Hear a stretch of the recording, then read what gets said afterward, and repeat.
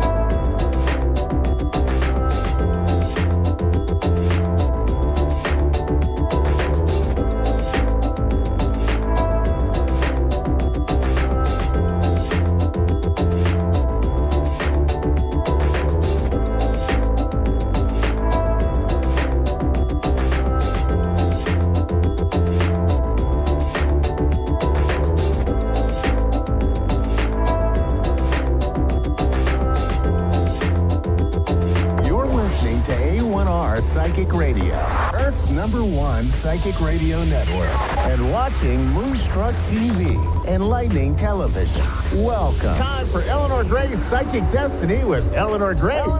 Live from GraceDestiny.com. Connect direct. In North America, dial 888-454-2751. In London, 20-3519-2158. In Sydney, dial 02-8488-3147. Or online, contact us through our Facebook page, facebook.com/psychic radio. Or one of our websites, askoneradio.com or moonstruck.tv. This is Eleanor Gray's Psychic Destiny on A1R, the Ask One Radio Network. Hello.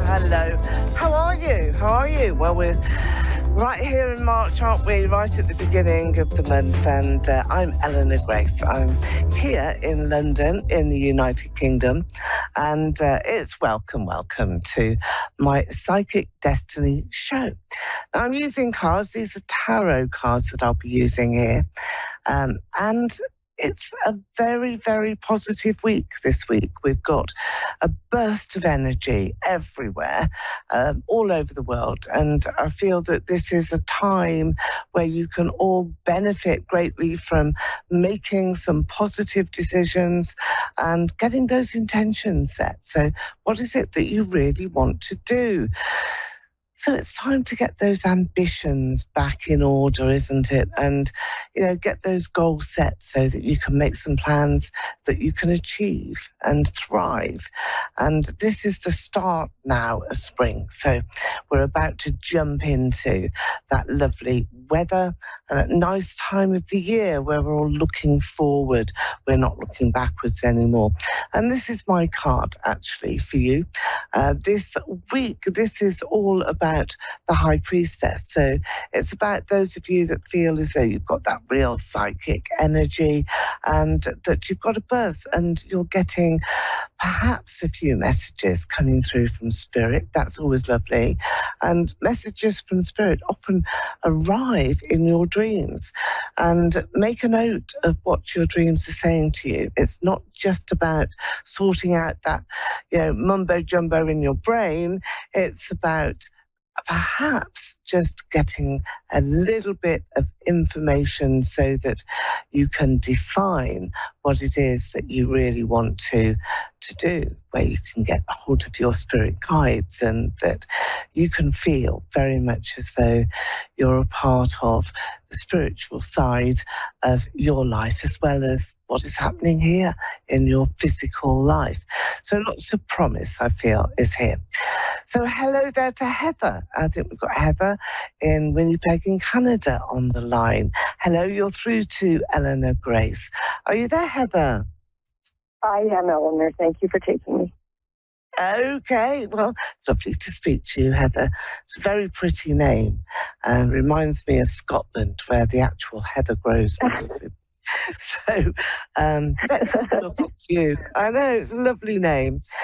I do feel as though it's a namesake that you've got spirit around you actually today, and spirit guides are coming in. I can see lots of sparkles and souls in spirit that sort of go round and round and round and make you feel a bit dizzy sometimes. There's a lot of people who queue up actually to make contact with you, Heather. Have you had that before? Have you been aware of this sort of tingliness around you sometimes, a bit spooky, a bit sort of feeling as though, I don't know whether there's a ghost here or whether there's, some sort of entity around me, and that you're not comfortable with that. Is that true for you? Well, not that I'm not comfortable. I kind of you are comfortable. That they are around me. I am. Good, because they just seem to be piling in. So you're a beacon of light. Do you have a son? Because I feel as though there's a boy, a young male around you.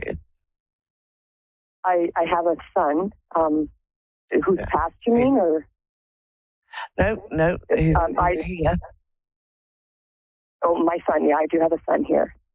Okay, here he is. Because he is also a very spiritual soul. And I feel that there's connections of guides to him all the time. So he's got a similar aspect to his nature, but also the way that he perceives things, the way that he sees things, and he's very kind and gentle in his heart. And I feel that that's something that's in your family as well, Heather, that you've passed that on. You've got that connection going through. So yes, souls in spirit are arriving. I've got a big capital of A here. I do want to go to Amanda. I feel that that's a very strong name around you. It may be a person in spirit. It may be somebody that you're about to encounter in your pathway, in the way that you go forward. So don't be concerned if you don't know or recognize the name at the moment, because that's something that will happen. And often that comes through. It's like a gateway that you're managing to break through. And this is something you've been trying to do for a long time. Now, this gateway is about a sense of freedom here for you, and you mustn't look back. That's the message that I'm being given here. So don't turn around, don't look back at the past, don't do that, because it's not going to be any use to you. It's of no use whatsoever. I feel that you've just got to be very, very certain about your own steadfastness. It's you having clear sight, putting one foot in front of the other and going forward in your life. So there's been some nasty tongues, there's been some difficult conversations, bad things have been said in the past. So we want to get rid of that, and we want to make sure that that's not going forward with you.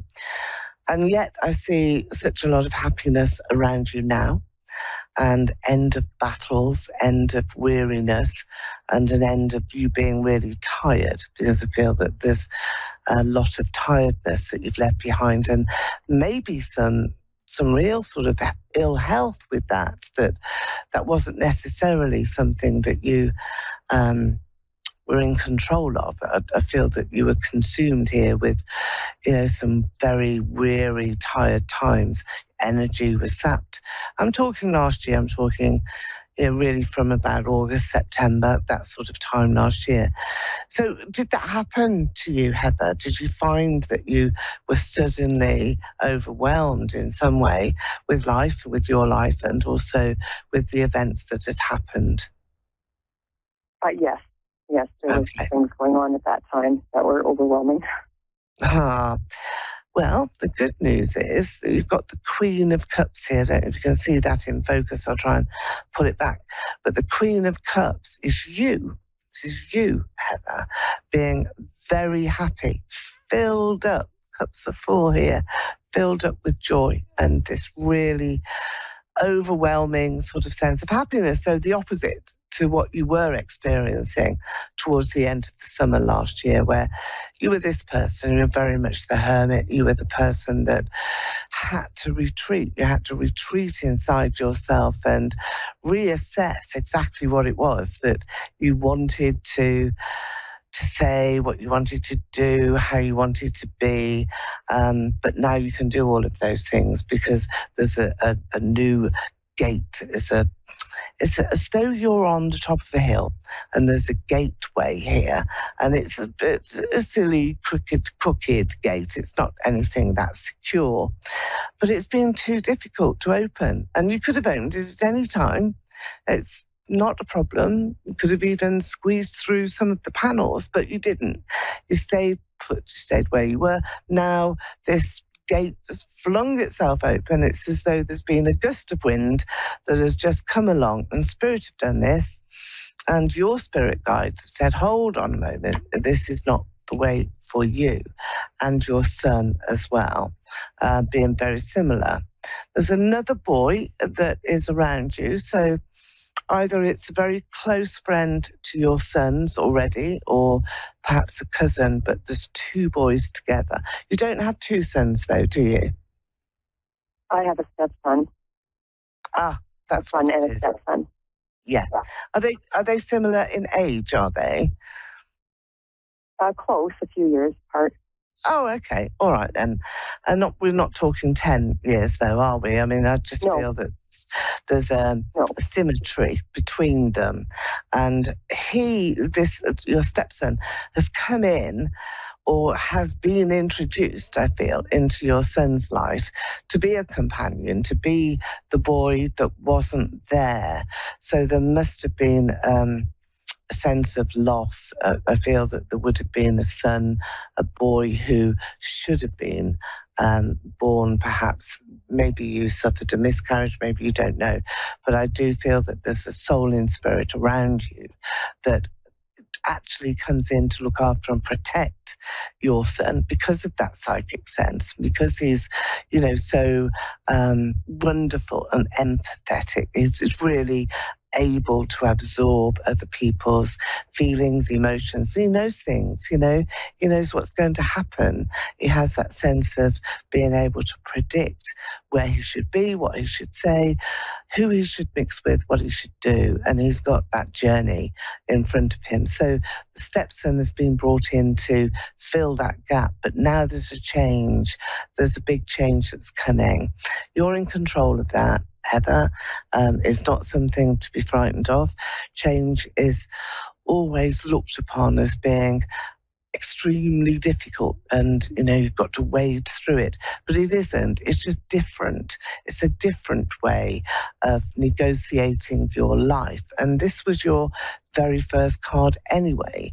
And that was the High Priestess. And the High Priestess really does dictate this maneuverability. You have to maneuver now, and you have to think about the good for you and your family, but you also have to think about those personal freedoms, what you want to achieve, and how you're going to get there, and what you're going to do in this next phase now in your life.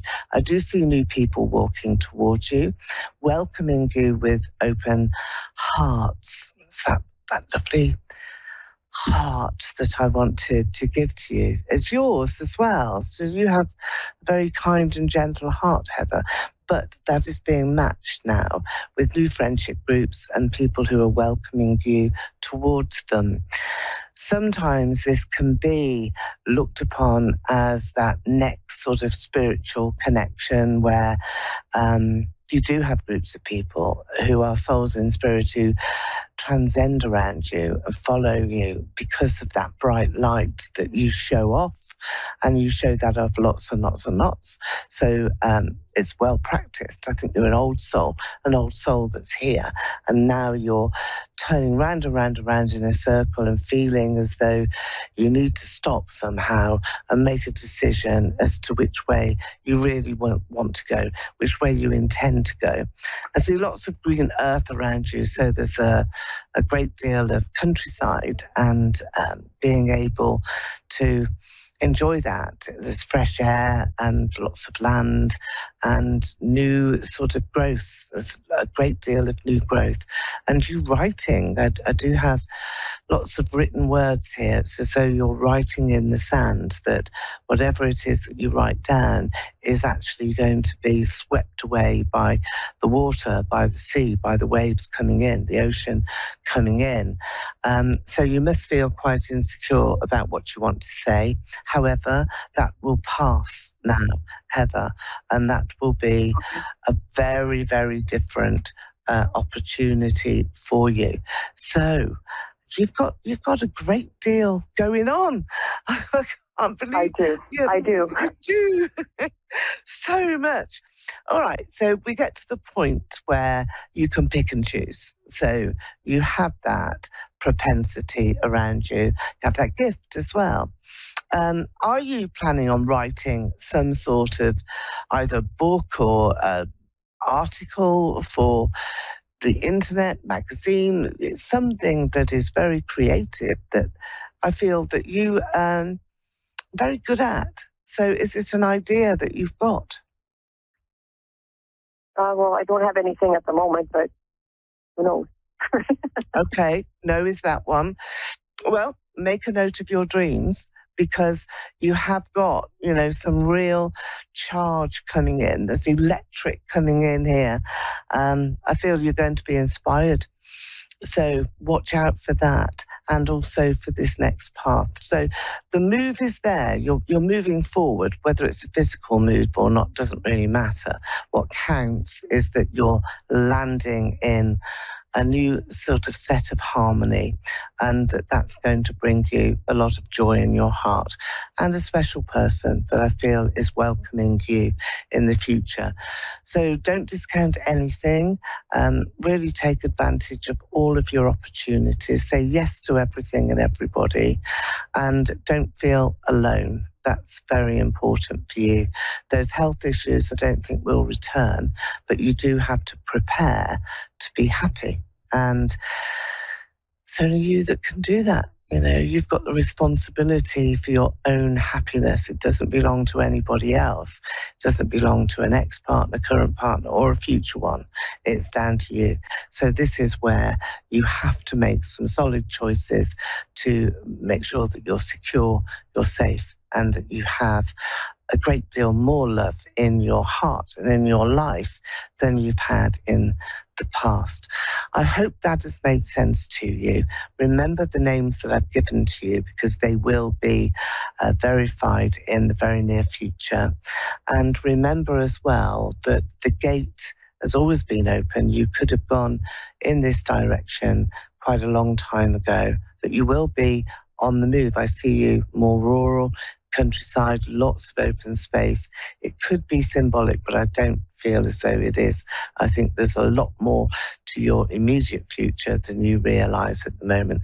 So I'm going to wish you the very best of luck, and I hope you've enjoyed your reading. Heather, what a pretty name. So goodbye and best of luck.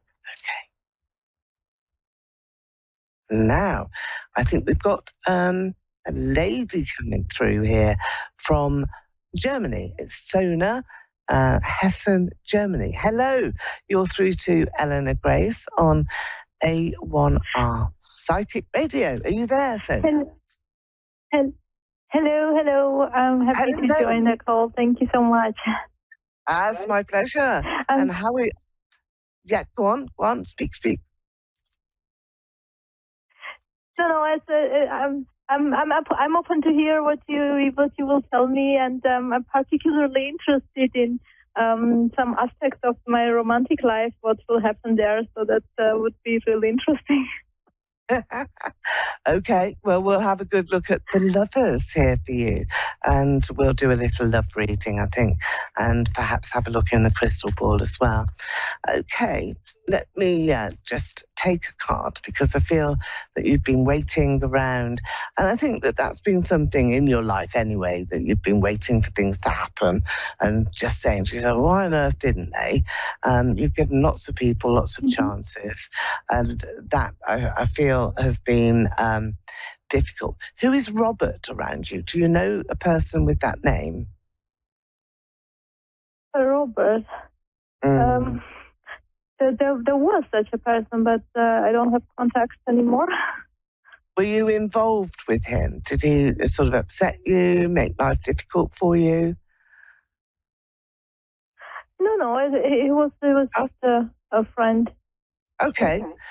Well, something about him and the time that you were with him is being repeated again. So I'm glad to hear that you weren't upset by him, and because here he is, somebody returning from your past, and that's who he is. A good person, a person that brings in some lively energy. Dancing is around you, enjoying yourself, laughter, food and drink, having a great time. It's all around you and everywhere. So I feel that that's very important, really, really significant. So Queen of Pentacles is here. This is you. You've got an abundant phase in your life right now. Now, when we hit this abundant phase, it means that you're going to get a little bit more money coming in and more creativity. So you'll be thinking about how you can make more money in work. And that comes along anyway, regardless of what you're hoping for romantically. So this is a benefit that I think that you have. Now, there's a new relationship here. And this was a relationship that is quite formal, actually, because it will end in a marriage. So you've got some big, big times that are ahead. So let's just take my crystal ball, because, when we've got such a situation, then we need to have some clarity. So I'm looking at this straight away and really asking you to focus as much as you can onto yourself. Don't think about me, think about you. We've got the clear quartz crystal here. It's a point of destiny that you've reached right now, and it's a lucky time.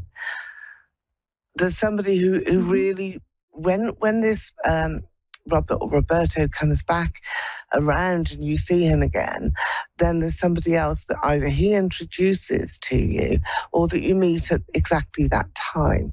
So it's a very positive energy that I think is going to be given to you. It's exciting. Now it's so March and May, the months beginning with an M, they are there.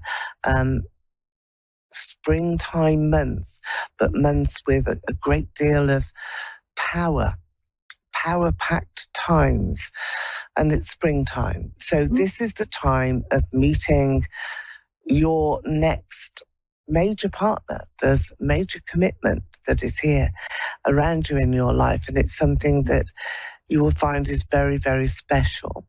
With the quartz crystal being so illuminated here and so clear, it's an opportunity for you to recognize that you've got like a bounce pad. It's a bit like a trampoline. You can jump for joy. I can see you doing that. And you holding on to some really positive words. There's love in the air. There's hearts everywhere here in the crystal. And I feel that this is something that you will really want to have. So we're going to do a cosmic order. A cosmic order for you is going to be really wishing for the right person to come along at the right time. One of the first things that you need to do here, Sona, is to be able to clear a lot of that clutter from your life. And sometimes you don't have to throw out the bin or, clear the room or tidy up. It's more about what's in your mind and how much you've accumulated in your mind as being, well, that was something that, I shouldn't have really allowed to get into my head. So you will be going through a process now of releasing some energies, feelings about people that you shouldn't be holding to yourself. And there's like little worries and concerns, jealousies even, about other people who may appear to be happier, better off than you, in a different space than you. And I think we all do this. We all look at others and think, why am I not there? Why is that not me at this particular time? And yet you've got the best yet to come. I mean, it's so exciting. I feel as though you're just going to jump into life and really access every opportunity that comes your way.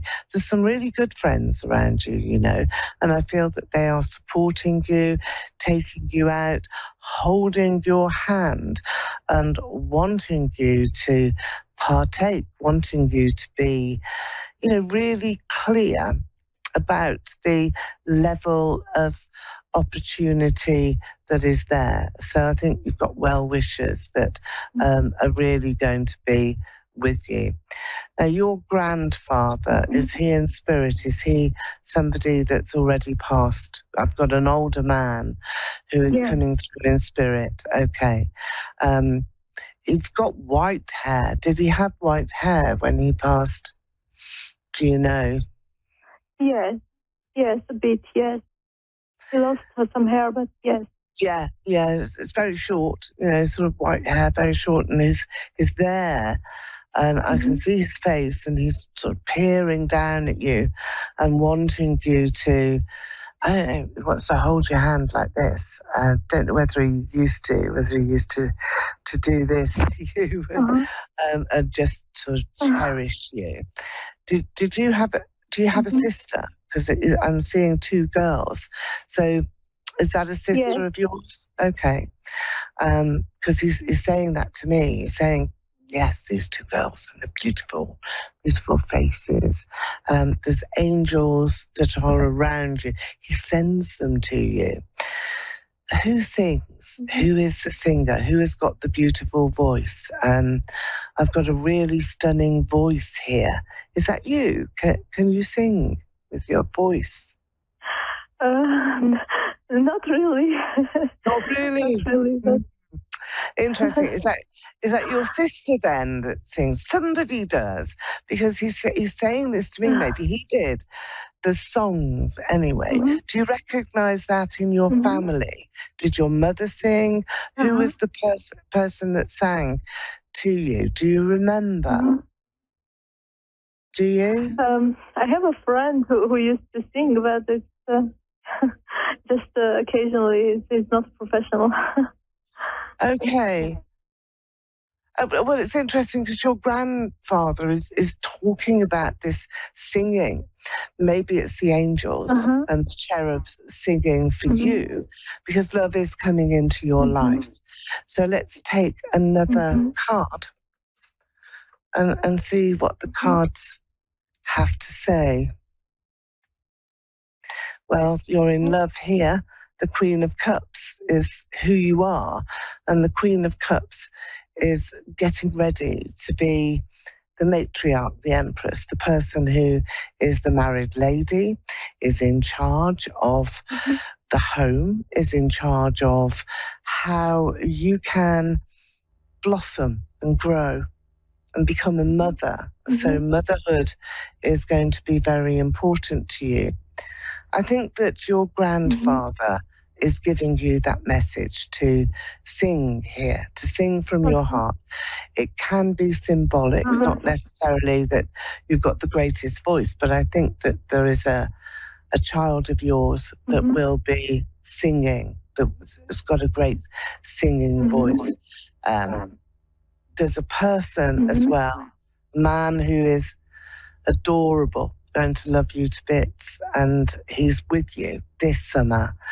So somebody is walking towards you, but there's an apology coming back as well from either an ex or somebody that you've just fallen out with a bit. Has that happened? Have you just fallen out with a lover, a partner right now? No, I mean, I have a friend, but I don't know if that will grow into a relationship or not. But... Okay, well, it's a bit sort of don't know at the moment, but just watch for the end of March, because love arrives in your life at that time and it's consolidated in May. Best of luck, and I wish you every happiness, and it's lovely to speak to you. So, I've been Eleanor Grace. We're at the end of the show here today, and I wish you all a lovely week, and get out into that spring fresh air.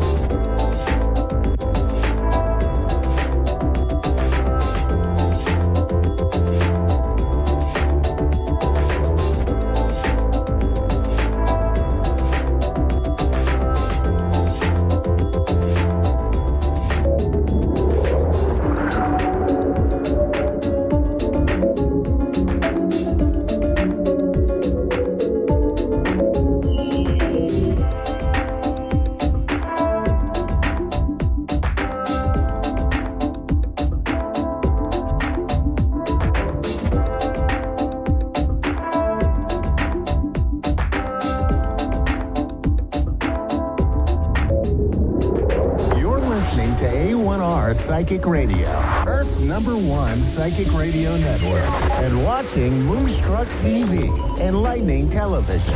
Welcome. Time for Divine Heart Channeling with Ivana Botic. Search Divine Heart Channeling on Facebook and all other social media. Connect direct. In North America, dial 888-454-2751. In London, 20-3519-2158. In Sydney, dial 02-8488-3147. Or online, contact us through our Facebook page, facebook.com/psychic radio. Or one of our websites, askoneradio.com or moonstruck.tv. This is Divine Heart Channel on A1R, the Ask One Radio Network. Hello, beautiful souls. How are you today? Before we start, I want to say again, thank you, like always, for being here and watching my show. For today, I would like you to do a little mini meditation to meet your spirit animal with me. I'm gonna channel the meditation right from the Akash. And before we start, I would like you to not drive or operate some heavy machinery, because sometimes people get in some sleepy state when they are doing meditation. And also, before we start, I would like to tell you where is the heart space where we're gonna put our awareness. It's between your heart chakra and your solar plexus, right where your ribs meet. So if you're ready, you can sit or lay down comfortably. I will guide you through the whole meditation. You just need to enjoy and relax. So we start. First, I would like you to ask you to breathe in deeply and hold a little bit, and then breathe out. Once again, breathe in deeply, hold a little bit, and breathe out. One more time, breathe in deeply, hold a little bit, and breathe out. While you continue breathing normally, you can feel your body relaxing even more and more. I would like you to put your awareness into your heart chakra. You can see, feel, or imagine there is a golden door that says on it heart space. You're going to go through that door. When you open the door, you will see there is a golden pyramid. And as long as you're coming to the pyramid, it's going to open up and you're going to step in. While you are in the pyramid, you will feel the beautiful golden honey-like energy coming from all of it through your whole body. As you take another breath in, you're going to feel how that beautiful energy is going directly in your energy field and your whole body. Keep on breathing and just relax.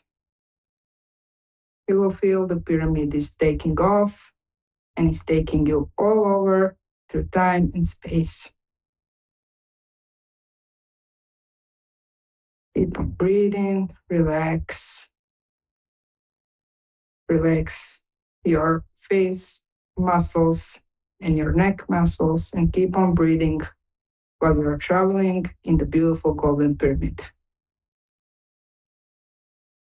You will feel the pyramid stopping, and when it's open, you find yourself on a beautiful field filled with the flowers. You will step out the pyramid and continue walking. And continue walking.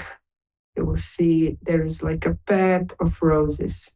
You're going to follow that path a long way to the beautiful big tree that's standing right there.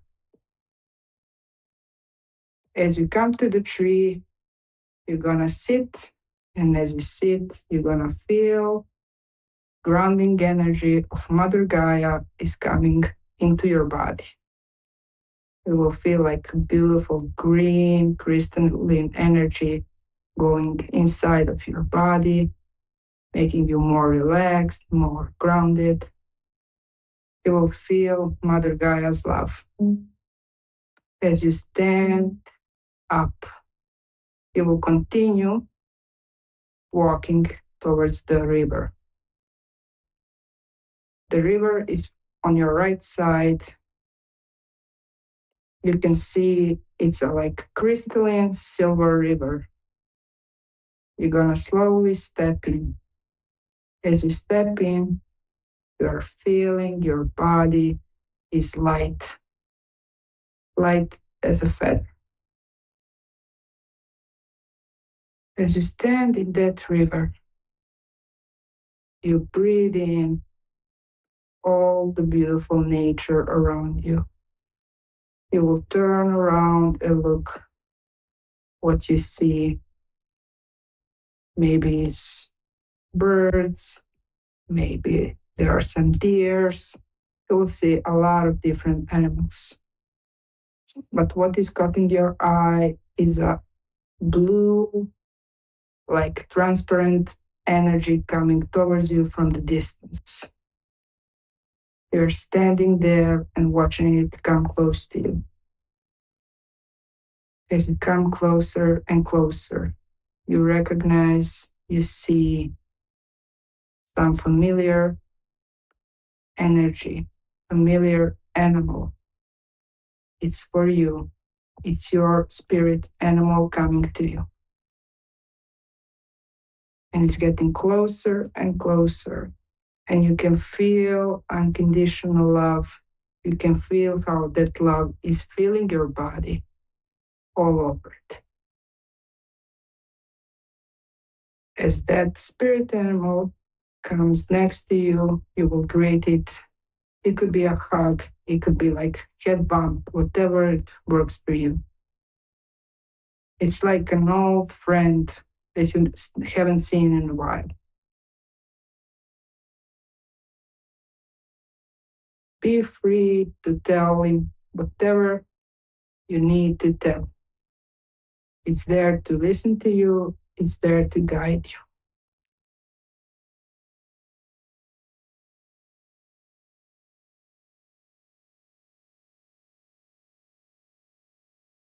Be present in the moment and with your spirit animal.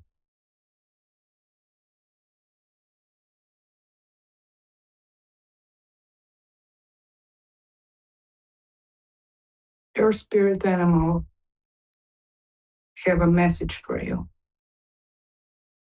You can feel, hear, or sense, or imagine, whatever it works for you, what is the message for you. And don't worry if you don't receive it right now, it will be downloaded in your energy field. Receive your message now.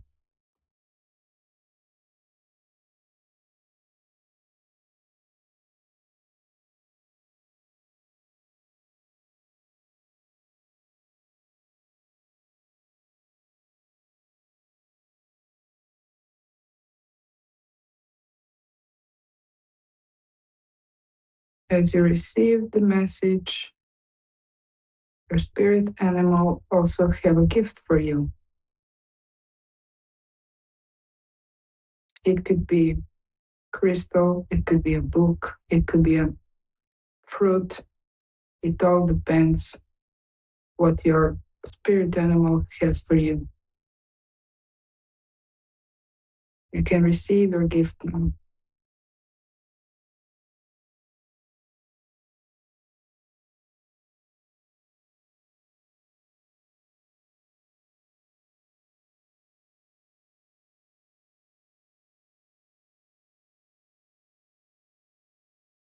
Before you guys say goodbye, your spirit animal want to show you something. It will take you to take a walk with it. As you walk, your spirit animal is showing you what's the thing that needs to be healed. It's showing you the part of you, the body in you, which one needs to be healed. And as you're walking, your spirit animal shows you that you are not alone, that they are here to guide you, that they are here to help you. And do not be afraid, because they are by your side always. And whenever you need them, you can call them. As you say goodbye to your spirit animal, it's like a goodbye for now, because you can always call them. You will return to your golden pyramid.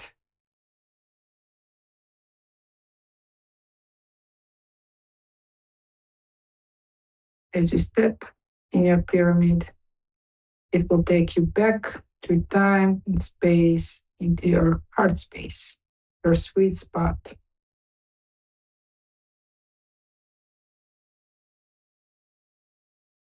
And as it lands in your heart space, you're getting out with a gift from your guide. You can choose, are you going to take that gift with you, or are you going to give it to some of your bodies? It could be your inner child, your ego, mind, spiritual body, emotional body, or physical body. It's up to you. As you give the gift to your body or take it with you, you can slowly start breathing like deep again. Breathe in deeply, hold a little bit, and breathe out. You can open your eyes whenever you're ready. I hope, guys, this was okay for you, that you relaxed, that you meet your spirit animal, and thank you again. And also I want to say, whenever you feel like it, you can go back to this meditation and enjoy it. Thank you so much for today. See you.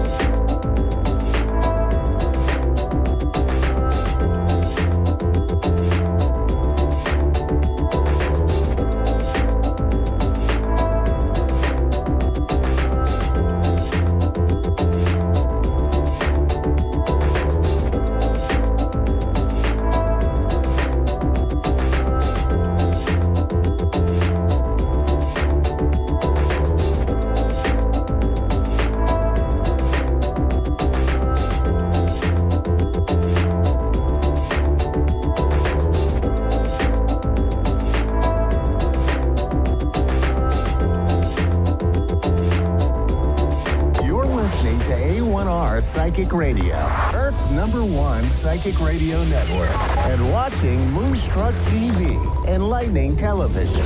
Welcome. Time for astrology and psychic readings with Lady D. Lady D. Live from LadyDPsychicParties.com. Connect direct. In North America, dial 888-454-2751. In London, 20-3519-2158. In Sydney, dial 02-8488-3147. Or online, contact us through our Facebook page, facebook.com/psychic radio. Or one of our websites, askoneradio.com or moonstruck.tv. This is Astrology and Psychic Reading on A1R, the Ask One Radio Network.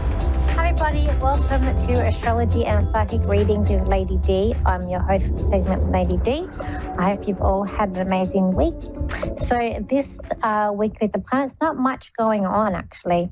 We still have, most of this week, we've got a sextile that are happening with Venus and Jupiter, which is bringing us luck with relationships and money or financial opportunities.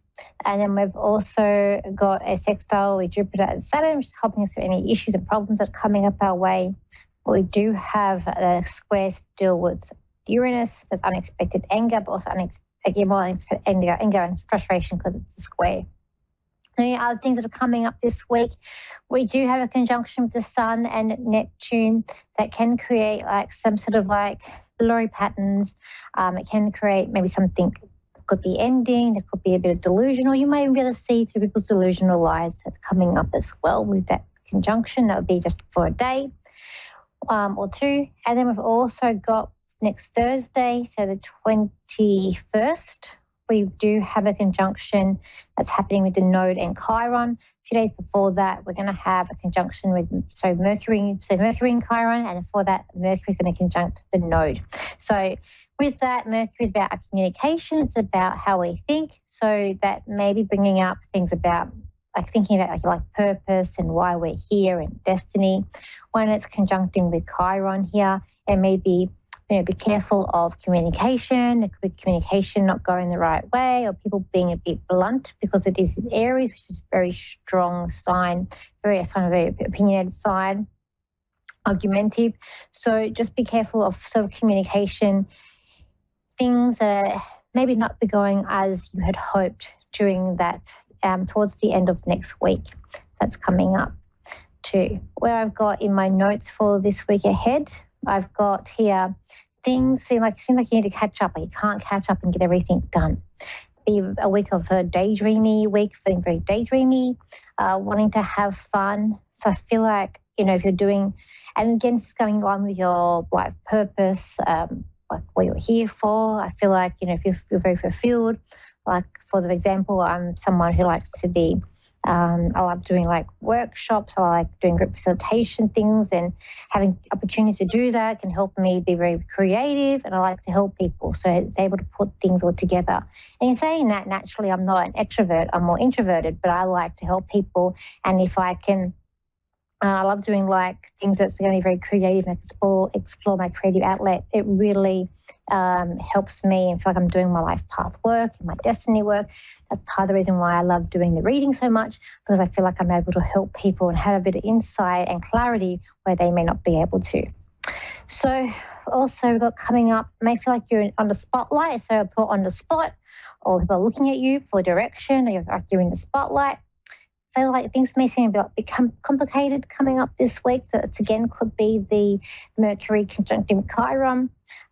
Things don't seem right, and that could be part of the conjunction with Neptune and Chiron. And we've got things wanting to be perfect, things wanting to be a certain way. We want everything in their place, which of course cannot always be the way it is. And we've got things wanting to be perfect, and needing to be able to move forward. People might feel like they just want to be able to move forward this week ahead. So let's look at the phone, who's been calling up today. So we've got here Deborah. She's in Safford in Arizona in USA. So hi, Deborah, how are you? I'm doing great. How are you? I'm good. How can I help you today? I just recently filed an appeal towards justice for my daughter, and I'm just wondering, is it going to pan out? It's the only way I can go for criminal is if I win this appeal. Against your daughter? Okay. For my daughter, yes. So I feel like she wants this to stop. So is it against your daughter, or is this for your daughter? Because I feel like there's a sense of your daughter of wanting things to stop. I feel like she's very much in her head, and I'm just hearing her say, like, just seeing her hold her head and wanting things to stop. So is this like an appeal that you're working with her or you're working against her? Okay.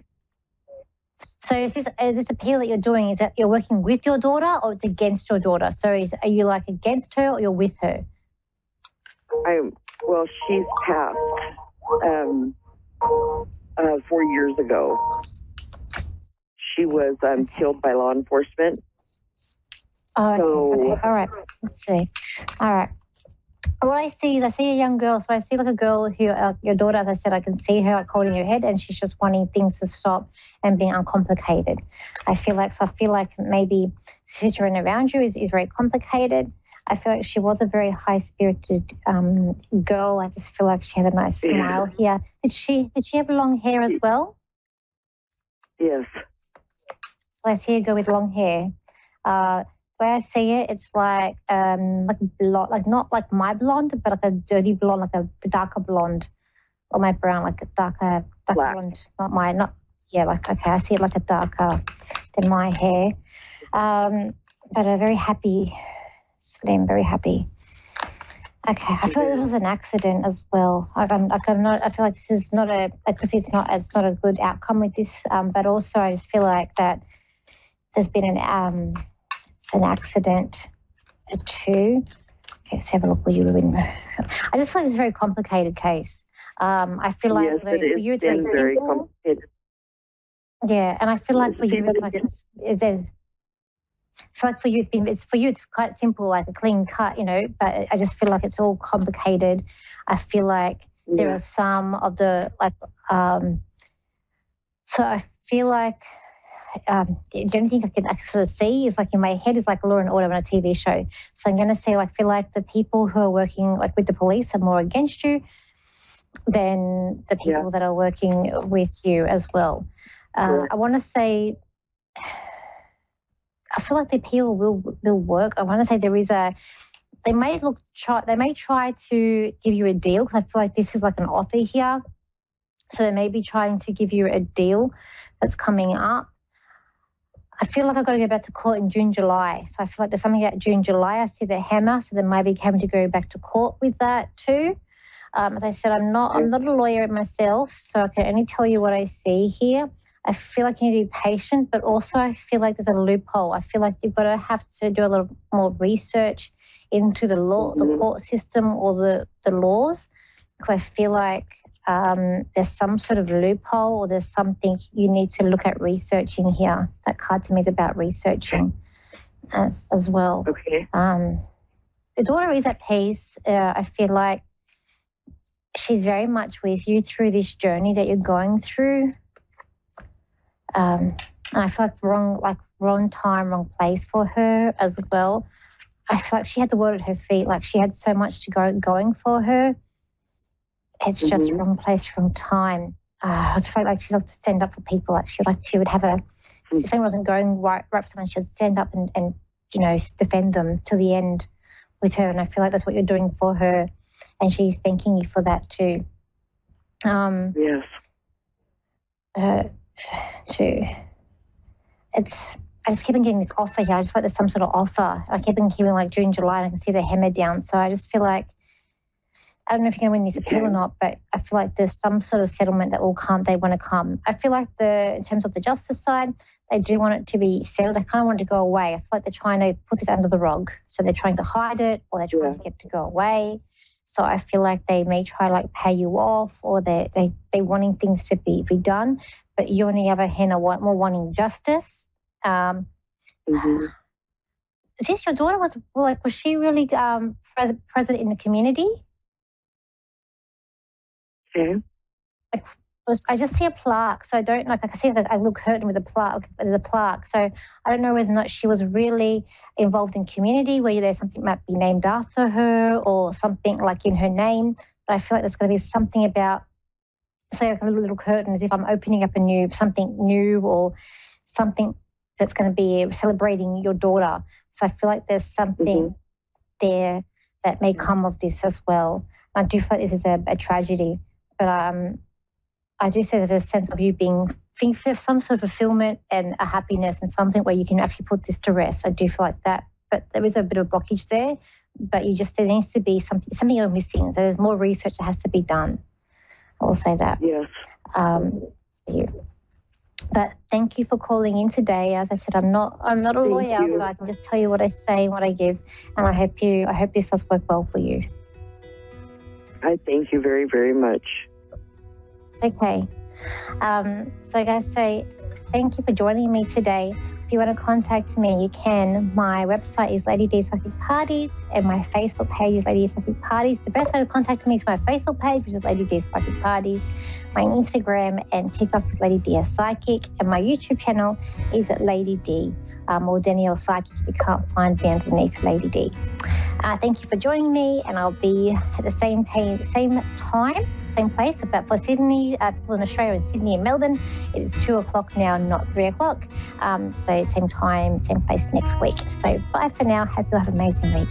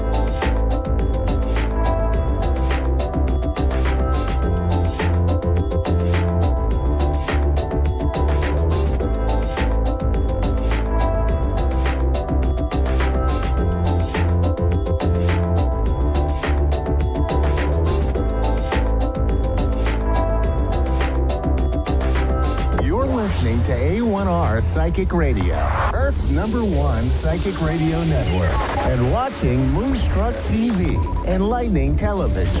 Welcome. Time for Readings by Diane with Diane. Live at readingsbydiane.com. Connect direct. In North America, dial 888-454-2751. In London, 20-3519-2158. In Sydney, dial 02-8488-3147. Or online, contact us through our Facebook page, facebook.com/psychic radio. Or one of our websites, askoneradio.com or moonstruck.tv. This is Readings by Diane on A1R, the Ask One Radio Network. Hi, welcome to Readings by Diane. My name is Diane Jarecki, and I can be found here and also at www.readingsbydiane. I am also on YouTube and Facebook. Sometimes you might have to put Diane Jarecki. And I'm also now on Buy Me a Coffee, the one that's actually spelled like coffee.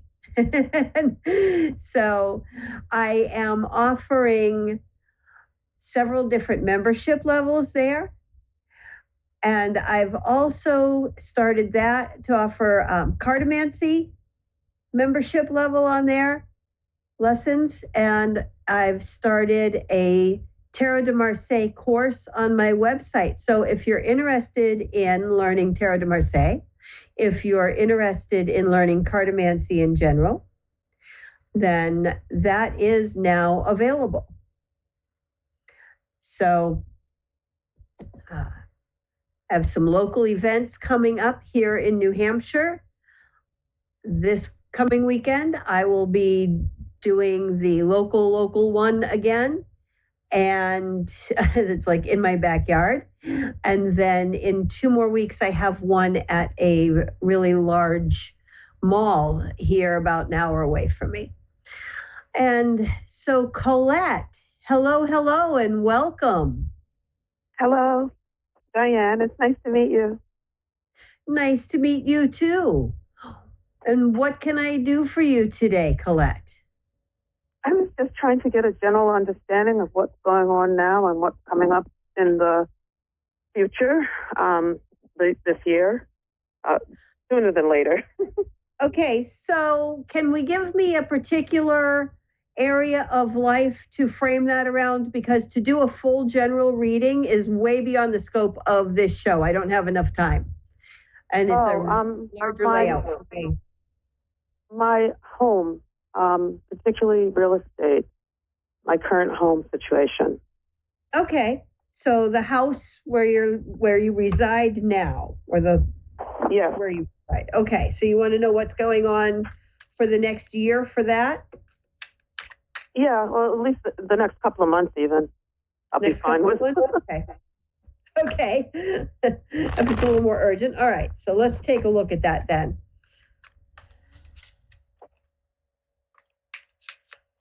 And that's down there in Georgia, huh? By the way, happy first day of spring or vernal equinox. Yes, thank you.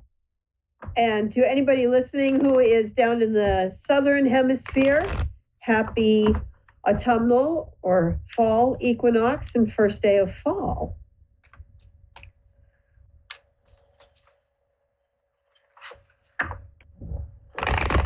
All right, so let's see what's going on for you there with your home in the next couple of months, Colette. Since it sounds like that is a time frame that is a little more urgent than the year in general. Let's look at this. Well, the year would be great, but yeah, the next couple of months would also explain the year to me. Okay. All right. So I have to ask you, are you actually looking to move? Yes. Okay. Because I'm seeing things ending where you're at right now. Yes, that sounds good. Yeah. So I am going to say, though, honestly, I'm afraid to say I don't feel like this is going to be an easy process for you. All right? Okay. But I do say, I'm going to say first, it looks like this is you've been waiting on making this decision because we're in the sixes here. So weighing things and making a decision. And the 7 of coins is showing me like kind of, where do I want to go to? Where do I want to move to? What do I want to spend? That kind of stuff was all part of that decision process. And I feel like there's been stress, and that's what you're moving to get out of and get away from to overcome because of the 3 of swords with this 7 of batons. It's like you're trying to overcome some stuff here, or 5 of batons, I'm sorry, to make these changes to get away from stress. Yeah, that's very true. So the good news is the 10 with the 10 of swords with the death card, definitely seeing the end of the worst of the stress. And that's what made me ask you if you were moving, was those lines of cards. Okay. And then we have the 3 of batons, which is showing me like positive energy coming in. So at the 5 of batons, you had to change. This 3 shows that you're like finding a place where there's going to be the room for growth and more positive things. Okay. Yeah. And then at the bottom of the deck, I always look at the shadow cards. And this is where I said I don't think it's going to be, though, sadly, the easiest process. That's what because I have the 8 of swords and the 9 of swords. So I'm feeling there's going to be some more stress still involved in the process. But that 3 of batons shows me that when you get there, it's going to be better. Okay. And when we have that combination of the 10 of swords with that death card, it's definitely showing me that the absolute worst of it is all over. This is just showing me that there's still going to be some to the process. But if you're braced for that, you're prepared for that, then I feel like you can also make some changes that will make it go a little easier for you. All right. And when it's like that, I will sometimes pull the next card down from the shadow pair. And there we get into the 9 of batons, which is showing me that, again, you're going to survive this. You're going to overcome it. Things are going to get better. All right. Okay. All right. So thank you so much. Not going to be the easiest process, but you will get to the other. And I want to pull a couple of oracle cards too and see what the oracle has to say. All right. Yeah. Thank you. That's a little bit more like positive and spiritual advice, and gives a little bit of additional information. Okay. Thank you. All right. Let's see.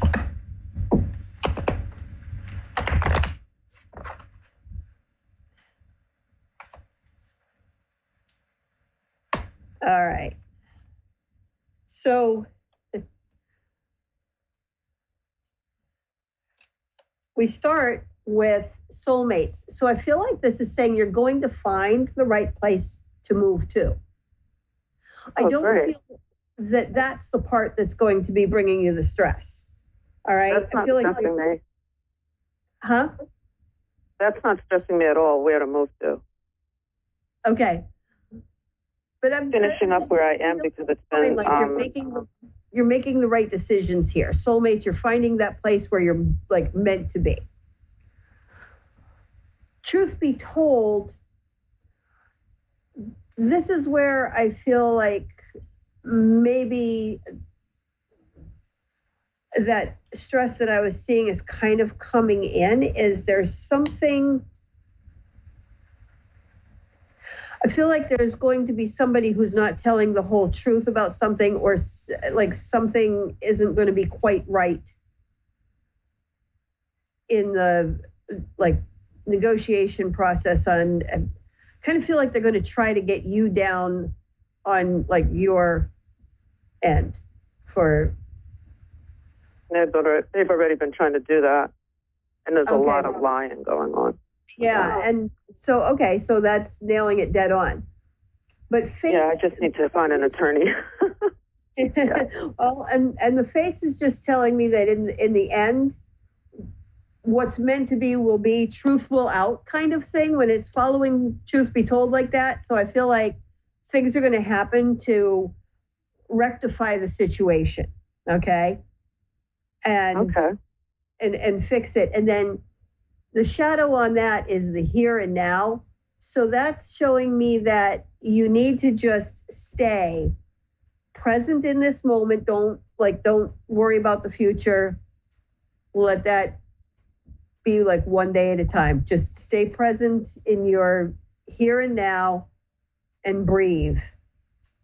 And one step at a time, you'll get through this, okay? That is really, really helpful. Thank you so much. All right. I mean, sometimes we get so wrapped in what's been happening or what could happen, what might happen. And so that what's been happening. And what is happening. So don't do that. Just focus on what you've got to do and on the truth that you know. And I'm hoping they did. I'm hoping they're exposed for their lives. Yeah. Okay, great. Thank you so much. Have a great day. All right. You too, Colette. Enjoy the rest of this first day of spring. All right? Yes. Spring, finally. Thank you for this reading. I appreciate it. Oh, you're very welcome. Thank you. And so, a reminder, www.readingsbydiane.com, and come over and see me on YouTube, Facebook, and buy me a coffee. Now, check out what I've got there. I'm not saying buy me a coffee. I'm saying check out the buy me a coffee. Go look at what I'm offering. And I wish you a wonderful first day of spring or fall, depending on where you are in the world. I hope everybody is having a beautiful, beautiful day.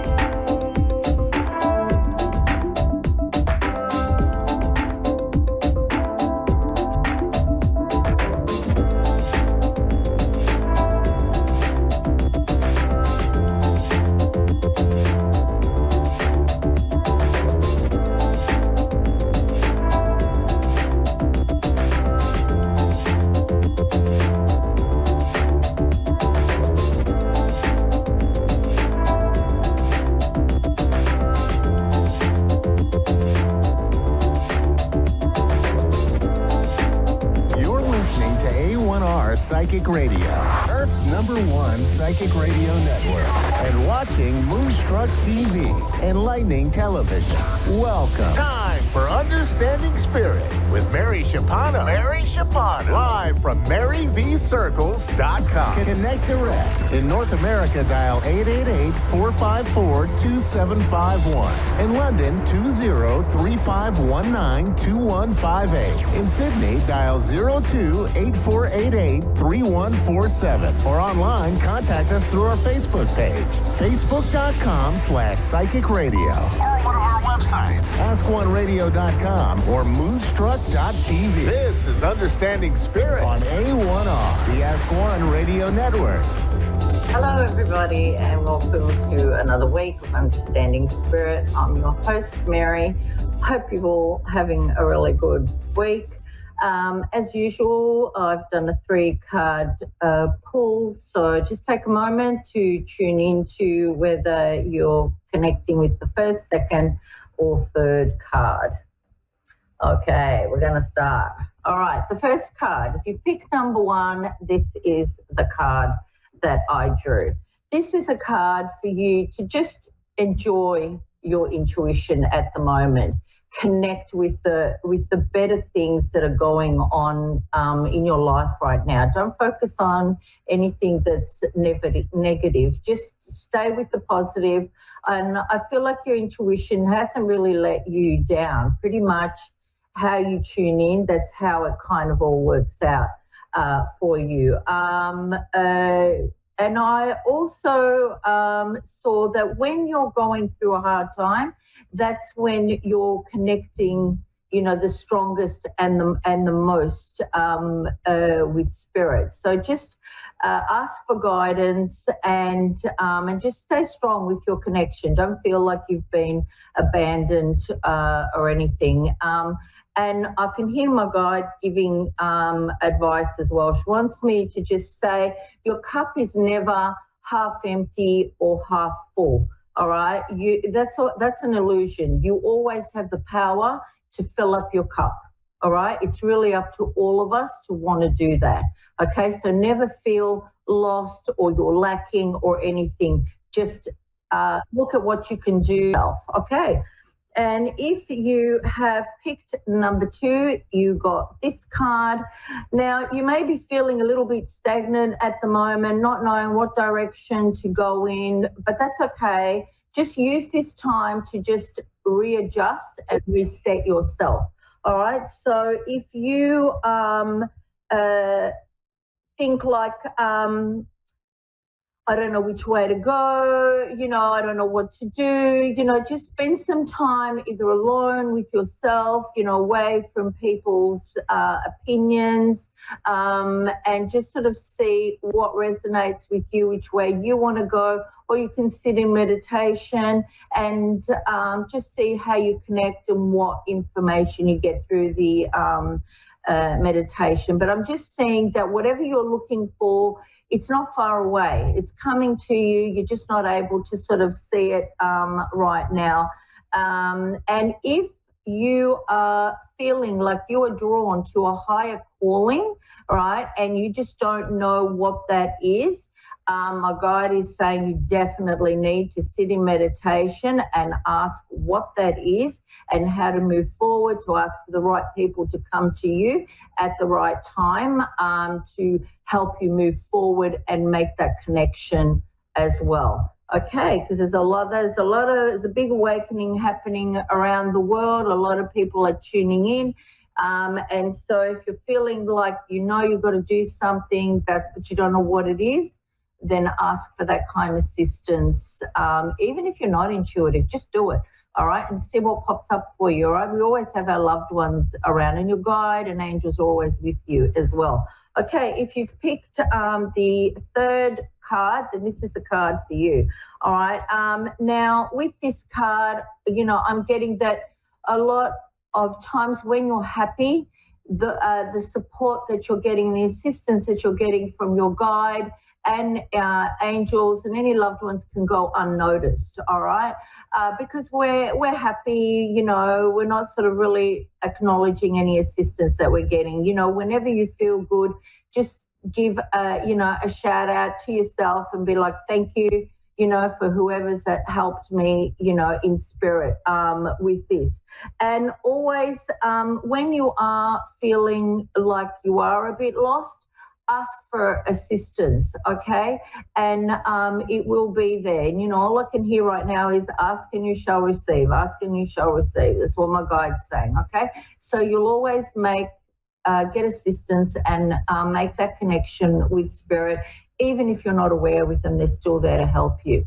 Okay, I hope that's helped somebody. Now I've got Hannah on the line. Hannah, how are you? I'm doing great. How are you? I'm very well, thank you, Hannah. How can I help you today?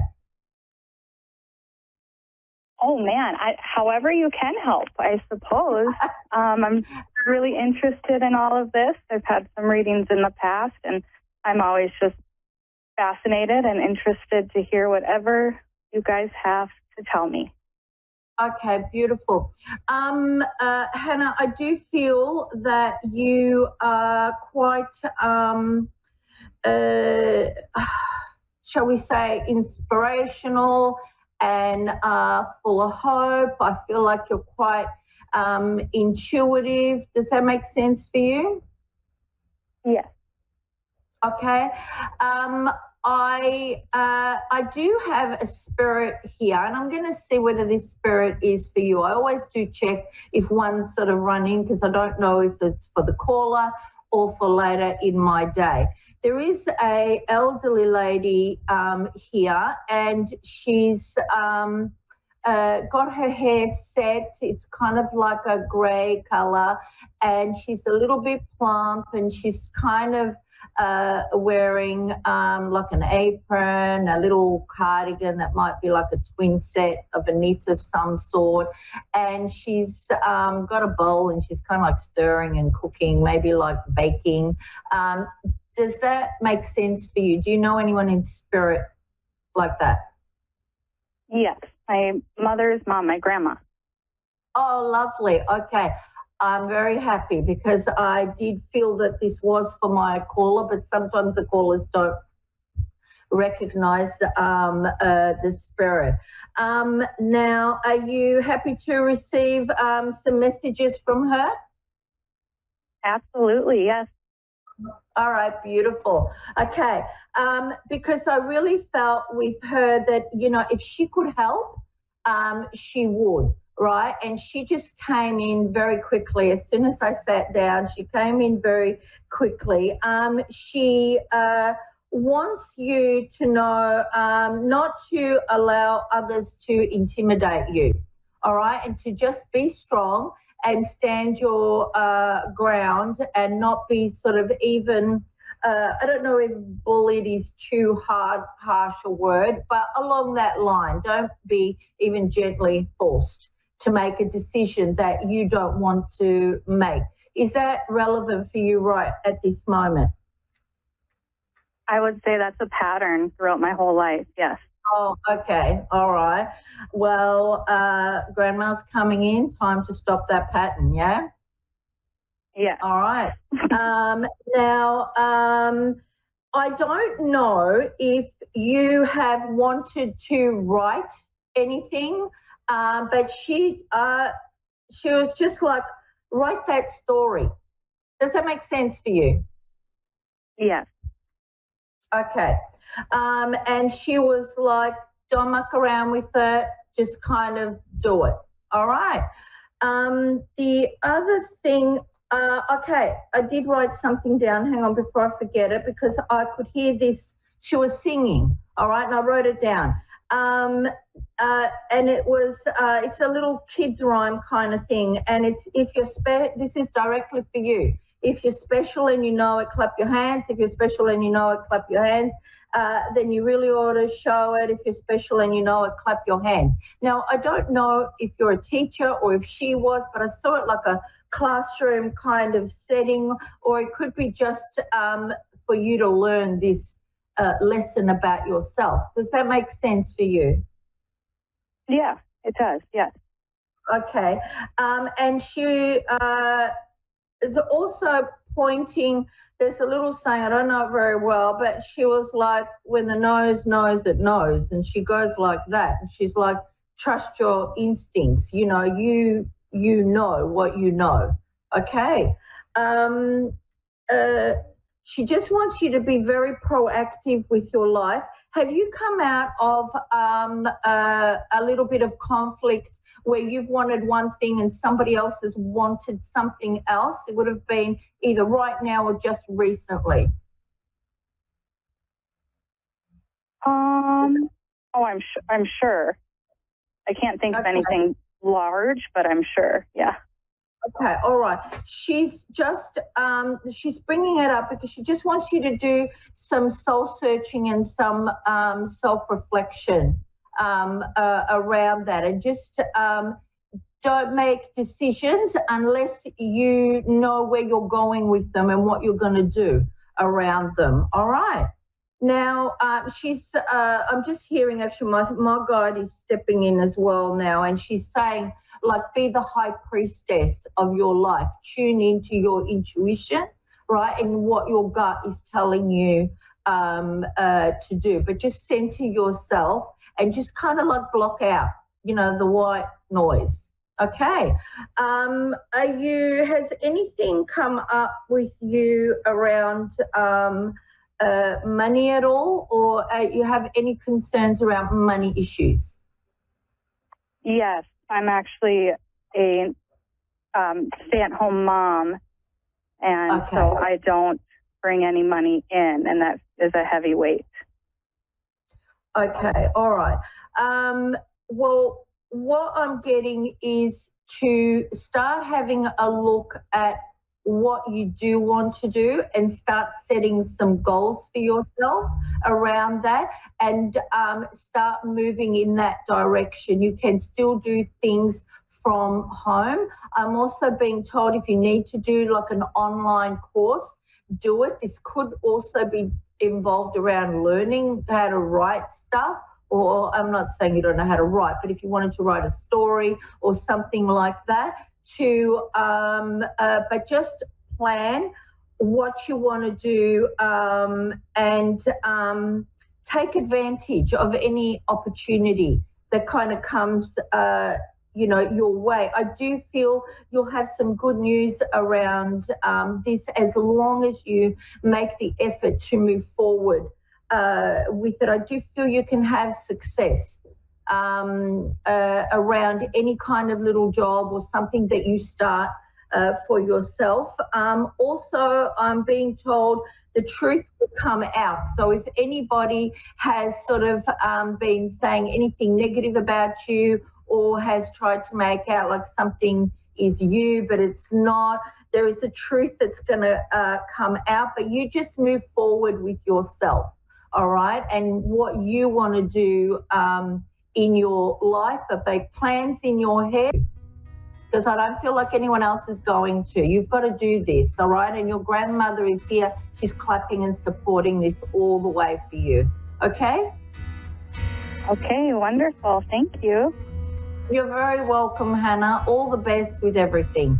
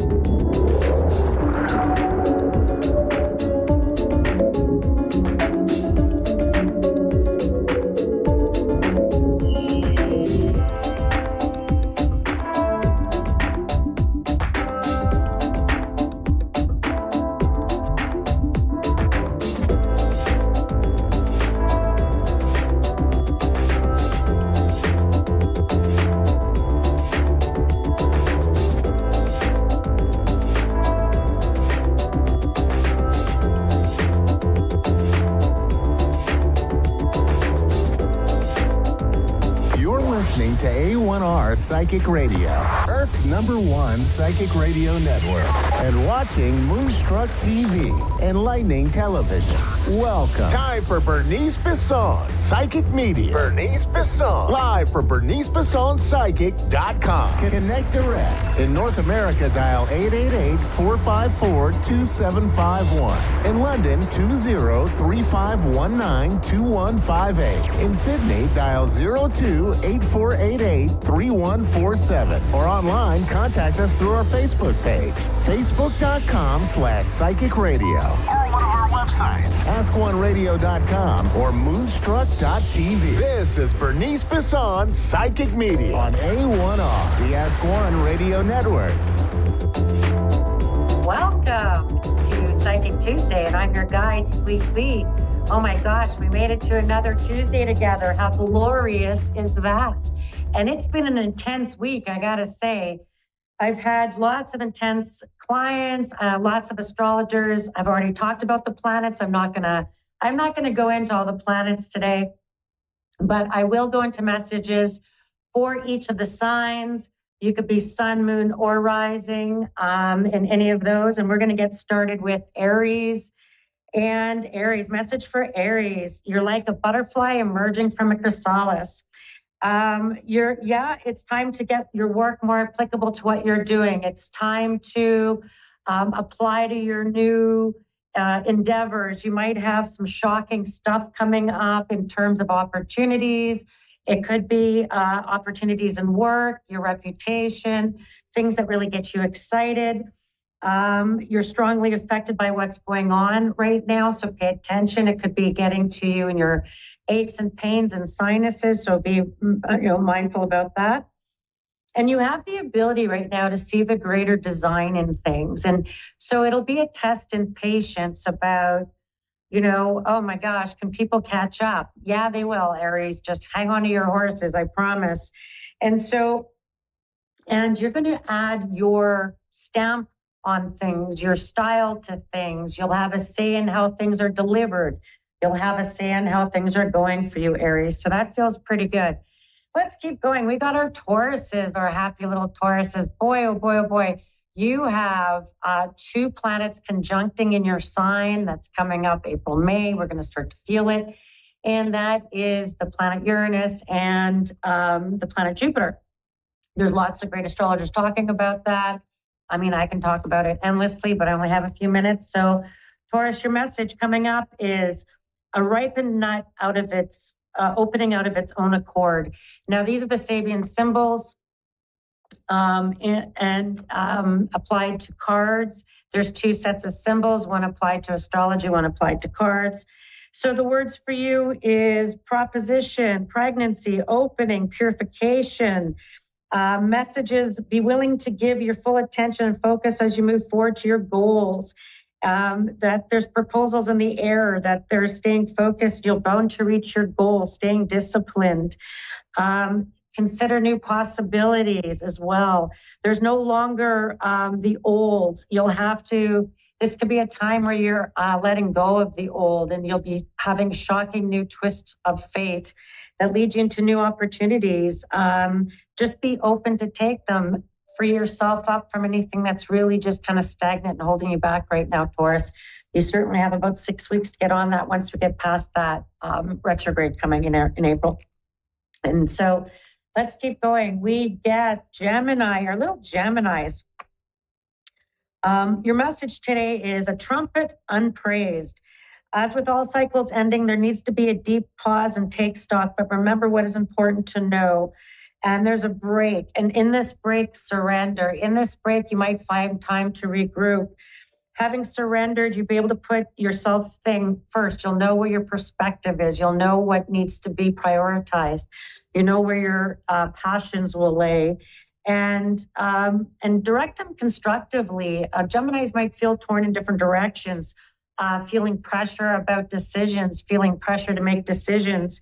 And I feel like in any of those times, just wait for the perspective to show up. We'll get past our eclipse season, which will impact you, and which is again in that April timeframe. We have some pretty powerful eclipses coming, a set of them, and more will be revealed to you, Geminis. Don't feel the pressure of others to have to act, to have to get on top of everything, okay? Okay, because I feel like there could be pressure coming from different places.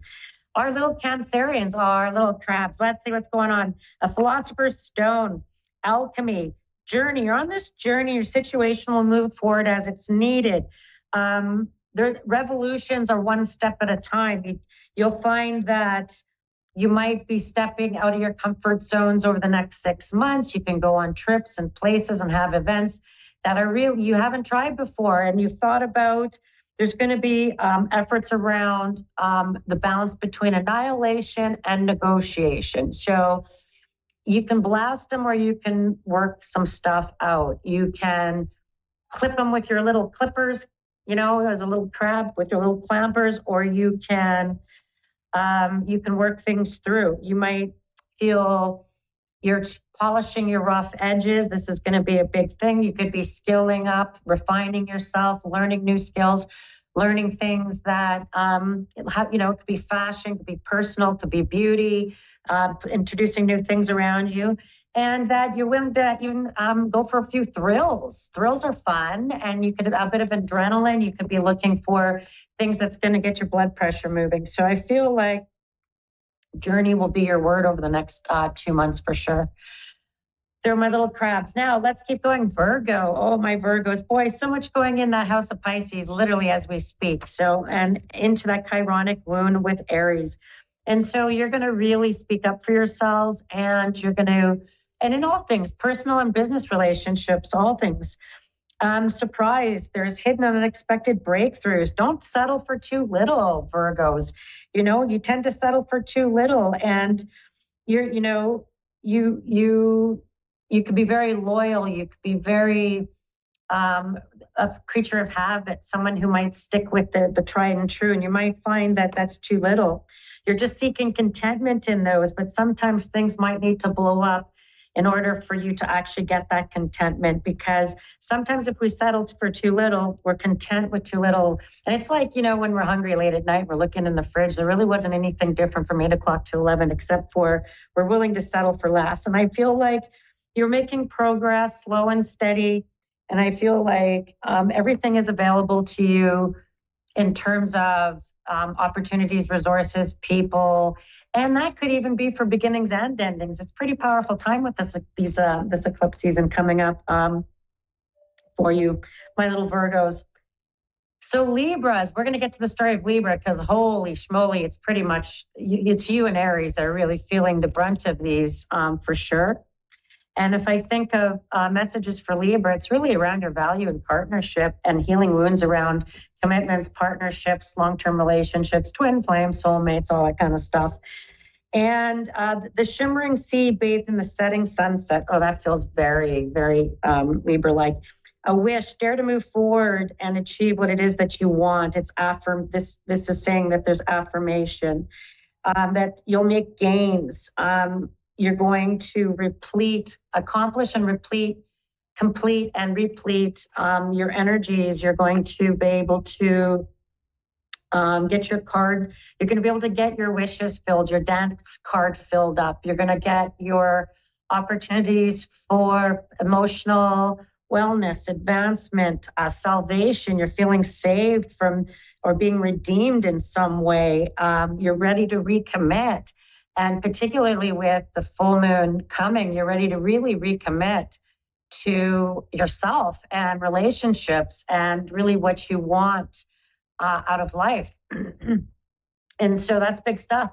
Now, this is your sun, moon, and rising, everyone. Let's keep going. We got Scorpio. Hey, Scorpio. What's up, Scorpios? Let's see what's happening in the next little bit for you. We got you also having a hammer wielding great power. I feel like wealth, abundance, things you need to sort in terms of your money, opportunity, finance, financial wellness, your physical wellness. You might take those serious. You might look at things in a whole new perspective, particularly with this eclipse season coming up. A whole bunch of planets that have been in Pisces, really looking at your value. You might be moved to a new level of your work, recognized as an expert level, or moving up to a new level in your work, which feels really good. And reinforcement from the universe that you're just absolutely fine. Okay, Scorpios, you're gonna get some affirmation from the universe on that. And you really can have it all. I feel like just you got to decide what that is, what all is to you right now. That could be, hey, that could be surviving some health stuff and just being closer to family. That could be buying a new house. So it feels like it's some big stuff there for you, particularly your sixth house. Sagittarians. Oh, yes, Sag. I feel like, boy, this is a time where you're going to receive news. Something big is coming to existence. Watch the mail, watch communications, watch things are coming in. I feel like you're taking care of all the details. You could be applying for new jobs, applying for new opportunities. I feel like very lucky into the time of Gemini, into summer feels quite good. Modifications, renovations, alterations to plans, what you're working on, things in your house. You could need to fix, finish, redirect your energies there to set yourself free. You're really trying to do all this stuff next little while to set yourself free from all those obligations, because you're like, I don't want a summer of obligations. I want to be free. And I feel like you need to respond to communications. You need to be on your tax if it's tax time. You need to be on renovations, getting sorted up the details, getting plans in place, getting a schedule in place for what's upcoming, so you're not feeling overwhelmed. Because I feel like you might want to kick back even over the summer a little bit, Sagittarians, or not feel so rushed or so heavy. Capricorns, boy, oh boy, it must be nice to have that Pluto now in your house of values, money, opportunities around that. So that feels pretty good. We get reasonableness. There's a Capricorn word. So reasonableness, signs might be found anywhere. You might find signs and drawing ideas from them, meanings from them, signs from the universe from them. You might feel like you're stuck, but you're not. You're just standing still. You're going to start to discover, or maybe you'll have your belief in humanity replenished. Maybe you're going to think, boy, I can believe in humanity again. I feel like that. Maybe there's some acts of kindness that come your way that surprise you a bit. And you're going to really start looking at psychology and retrospect and the past and psychological, and maybe you're upgrading your own psychological well-being. Maybe you're amping up your vibration, raising your vibration, letting go of old hurts or old things. And I feel like good for you. Aquarius, we've got, a time for you to get rid of any illusions you might have around money or your situation. Pluto's come to revolutionize a whole bunch of stuff in your world around really where your power lay, because actually, Aquarian, you do have power. And it's not something you see as something you value. It's something you would work with to use, and maybe for the greater good. And you need to really start looking at that direction, your ideas, your thoughts, your education, where that sits for you. So there's some big stuff around the logic of your life and revolutionizing, moving forward in a big way. And I feel like this could be a time where you're feeling a bit waiting for communications, waiting for an answer, waiting for a go, and that's coming soon. So by the time you get to Leo, full blast ahead. All right, and we're going to finish with Pisces. And my little Pisces, we get nervousness, apprehension, resignation. This is a time for you to bend, not break. And this is a time for you to be flexible. And you've just had a plethora of planets in your sign, and this huge reset new moon in your sign as well. And your next, that corresponding moon in the fall will be an eclipse, so the first of a series. So it feels pretty much like you could be feeling a shift coming, nervousness right under your skin, impatience, a bit of anxiousness. You could be emoting and you're thinking, why am I so emotional? What's going on? And it's because you're feeling a bit of a shift upward. Know that I feel like you need the world to cooperate with you. So you need to participate in the world. You need to reach out, just ask for help. Reach out to friends, reach out to people you know. Just say, hey, I'm here. Let's hook up. Let's meet up. Because I feel like that grounding energy will really kind of settle your nerves, and you'll realize that everything's okay. The universe has got you. You've been okay the whole time. I know. I know it's amazing when we start to get to that place, but I do want you to be alert and aware of your environment and those things around you. For maybe where the sources of that nervousness is coming from. Okay, Pisces, thank you. Sun, Moon, Rising. You can find me at bernicebissonpsychic.com. I read full time. And speaking of, I think I have Annette in New Jersey. Is that Annette? Yes, it is. How are you? Oh, I am absolutely wonderful. And I have a few minutes. So let's get into your world. Where would you like me to begin? What can I answer for you? Will I be finding employment in the near future? How's that? Okay, girl, let's take a look at your opportunities. May I ask just the day and month of your birthday? Day and month, I'm sorry. January 14th. I apologize. Oh, you're a Capricorn. Okay. Yes. Thank you, Capricorn. Okay, so employment. Let's talk about your work and opportunities. And I feel like I do keep thinking the shift is coming for you in May. And I feel like it's stuff that could have popped up in February, or say around the 19th of February, mid-February. That could have been realizations, things going on around that work or employment. I feel like you'll have more final decisions come March 31st, even by the end of this month, in terms of something finalizing maybe in the old. And I do feel like you have new work opportunity, something really presenting itself May, June. And I do think that in this work, you could wind up, there's something about even a license or certification where you could be in charge of the health and wealth of people in some way with this work. That could be even in anything that could be like, I feel like it's a large employer. It won't be, there's something important about that. Or okay, you would reach a large group of people, but not all at the same time. I feel like you could be handling a lot of clients. You could be handling a lot of paperwork coming in. Okay. Okay. And I do think that if I thought about this particular organization, I feel like there's something even really important about maybe a recruiter would connect with you, or you would get recruited into a group, a team. It could come through knowledge you might already have out there in your industry. And I feel like it's really quite good. I keep seeing green on the logo, green on of where this might be. I don't know why the green, but it could be tied to that in some weird way. And so I feel like there's something really quite good brewing for you there. It's just,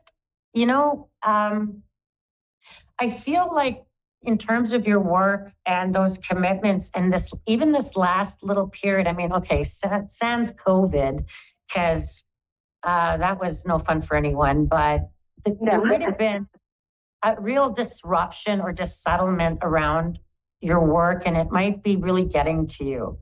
And you're thinking, I put in all this effort and all this time, and what the heck, Now I have to, and I don't want you to start over, because I feel like you have all this knowledge, and really, maybe you should be a manager or something. Like maybe you should really do that. Like you really you have a lot of knowledge already. And I feel like as much as people might say, capture your dreams and go out on your own. I feel it's making you nervous right now, Capricorn. You're like, I want stability. Yes, absolutely. Yes. Yeah, like you don't want your work and this whole ordeal around work and employment to overrule the rest of your life, because I actually feel like you have other people, plans, and commitments that are going on for you. And although you asked about your work, I am going to make mention of a few things that keep ruminating in my brain, and that I just want to just blurt out. Okay, is that okay? Can we go there? Absolutely. Yes. All right. You're mine. I feel like because I only have like 7 minutes or something, I feel like maybe I'm just going to read you for the rest of this time because I want to kind of answer a few things for you. And so, thank you. Yeah, girl, no worries. And so I feel like in terms of that work, I feel like don't let all what's happened undermine you, because boy, oh boy, you really are good at your job. And sometimes, and you really try to put the effort in. You could have been in a place that wasn't being seen. You might have had other demands in your life. There's something about people's health that keeps showing up, and your obligations to their care and to what you had to do. And if I may, I need to say, there's a man who passed away. I know there's lots of dead people. I know that. I get that. But there's this man who passed away and a lady, and they're together. And he might have been gone a while. There's another man and his health that shows up around you. And I feel like this could be someone's parents or someone's grandpa, like they're right around. And this man and his health shows up where maybe there's some concerns or worries or the burden. There's lots of burden. Feeling that. And as much as you're really asking me the question about work, I feel like it's actually more than that, maybe work is an escape for you a little bit. I mean this with love, from other things that are going on for you in your world, in your personal world. Does that make sense? Yeah, it does make sense. Now, you're the man with the health issues and the concern. Is that living or past? Well, that may have been this whole last little bit, because I feel like part of you and your work thing is that you're really leaving all of that care. Like I'm not going to say that. I'm going to say you still have the tail end of details of people's care to take care of. There's debts and things that you're sorting. Yeah. And there's all of these pressures you might be feeling. And I want you to be thoughtful about the work that you take. And I feel like it would have to be something that is near you, where you don't have to move, or you're not, I don't know what commuting's like where you are, but. Yes, or commuting, Yeah, it could even be something that it could be something that you could work close to home or from home as well, or something flexible like that, that would also show up for you. Now, there's also, people showed their ugly side, and I mean that with love. And there could be, if I go back to this last, even October and going forward, there could be, I don't know, it could be brother, sister-in-law, people, like sibling group. There could be things that just are going to get under your skin about, how sometimes when you did all the work and then they're like, oh yeah, when I took care of that, or when I did this. Yes. I feel like you're going to correct a few people. Okay. Okay. That's okay. That could be possible. Yes. Yes. And the other piece is, I'm going to say something kind of crazy, but I just keep feeling this weird vibe about someone could be talking about going to Portugal. It sounds so weird to say that, and I feel kind of like I'm throwing something weird out there. Okay. But, I would love to visit Portugal. I have no plans, but... Okay, someone's going to talk about going, and I even feel like this might show up in the next, I'm going to say, for some reason, I want to say this June, next June, like in this next bit, the opportunity is going to pop up around that. And I feel like your freedom in 18 months around what's tied you up is going to look a lot different than it has. And work, your money, your debt, getting your things together. The other piece is a relationship with a man that has to be worked out. Sorry. Okay. Okay. Sorry, you said something. I missed what you said. No, I said, okay, a relationship that has to be, is that a room? I'm sorry. I'm sorry, say that again. I didn't hear you. I'm sorry. No, I wasn't. That's okay. I wasn't sure what type of relationship. Is it work, romantic? Well, romantic. Romantic. Okay. And it's someone you already know. And you got to work things through with them. I don't know. Okay. I don't know that this is about, oh, let's go on dates and let's do therapy. I don't know. I don't know about that. I feel like, I mean, that's great. I think therapy is always great, but I actually feel like it's the details of life. It's actually, I don't know, like how, like changes inside your home, changes inside of, and maybe your changes with work and the obligations you've had. And I feel like you can come into a new era with this person, a new era where you enjoy each other, where you've negotiated out all the tough stuff. And yeah, that makes a lot of sense. That makes a lot of sense, believe it or not. Yeah, you're working it out. Yeah. Sorry. Yes, because we both have different obligations to meet. Yeah. Yeah, that's okay. And I feel like don't let other obligations ruin the relationship. I feel like when you two can have time together, make it a priority for each other. Because I feel like you can work it through with this person. They're already there. And maybe they understand you better than you like. I'm teasing a little bit. All with great love. And I just want to say, I feel like you're getting some good news in May. And in October, I'm going to say October 10th to the 16th and May 16th to the 21st. Some good news coming in around money and work. Okay? Awesome. Thank you so much. You've hit a lot of interesting points.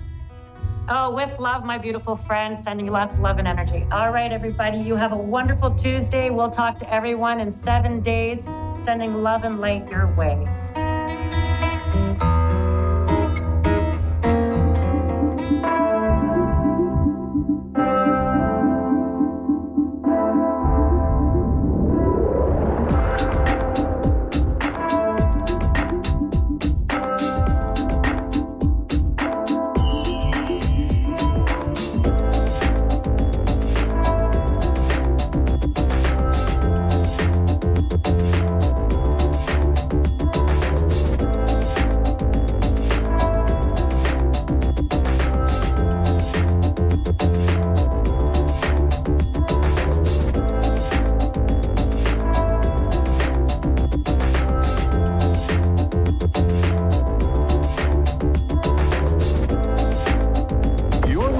A1R Psychic Radio, Earth's #1 psychic radio network, and watching Moonstruck TV, enlightening television. Welcome. Time for Spiritual Connections with Psychic Medium Cindy. Psychic Medium Cindy. Live from Facebook.com/Psychic Cindy. Connect direct. In North America, dial 888-454-2751. In London, 20-3519-2158. In Sydney, dial 02-8488-3147. Or online, contact us through our Facebook page, Facebook.com/Psychic Radio. Or one of our websites, AskOneRadio.com or Moonstruck.tv. This is Spiritual Connection on A1R, the Ask One Radio Network. Hi, everybody. Welcome to the show. Hope everybody is having a great day. And I am a psychic medium, and I'm excited to be here to do some readings tonight. So we are going to get somebody on the phone. But before that, I thought let's shuffle the cards and see what the collective wants to know. So anybody that's listening tonight, or anybody that sees this afterwards, whenever you see it, will resonate with you. What do we need to know? This is what we're going to ask Spirit. Just in general, what do we need to know? Looking good already. I'm going to pull some cards out. Right on. Okay, so the first card they pull out tonight is the Ace of Cups, which is all about new beginnings. So it's new beginnings. This can be love. This can be a new relationship that's coming in, but it also could be your passion. It could be like a new job, a new career, a new hobby. Whatever it is, it's something new and it's exciting because it's a beautiful card. The next card that we have, though, is the Emperor. So for those of you that are like starting your own business, the Emperor is all about being an entrepreneur and being a really good entrepreneur and being really smart and slick and making the wise decisions. He's also a man of law and order, so he doesn't really take a lot. Like you can't trick this guy. He knows exactly what he's doing. And what's really interesting is that your next card is the Ace of Wands, which is all about career and beginnings and travel and all of that stuff. So the aces are out. So I think I mentioned this a couple of weeks ago, actually, that March was going to be bringing in a lot of new opportunities and new things. And like, here we go. We're seeing it tonight with all these aces. There may be something that comes in that you need a little bit of clarity. All these opportunities are coming in and you're like, where am I going to go? What am I going to do? Should I go this way? Should I go that way? Do I move? Do I stay? You know, what should I do? So the King of Swords has come in, and the King of Swords is all about clarity, and he is like the master of really making good decisions. But anytime the swords come up, you got to remember that don't make these decisions too hastily. You got to make these decisions slowly. You got to take your time. You got to balance out sort of, the good and the bad. What's going to give me the best benefit? If I do take this new job, or I do move to a new city, or I start this relationship, how are things going to look for me?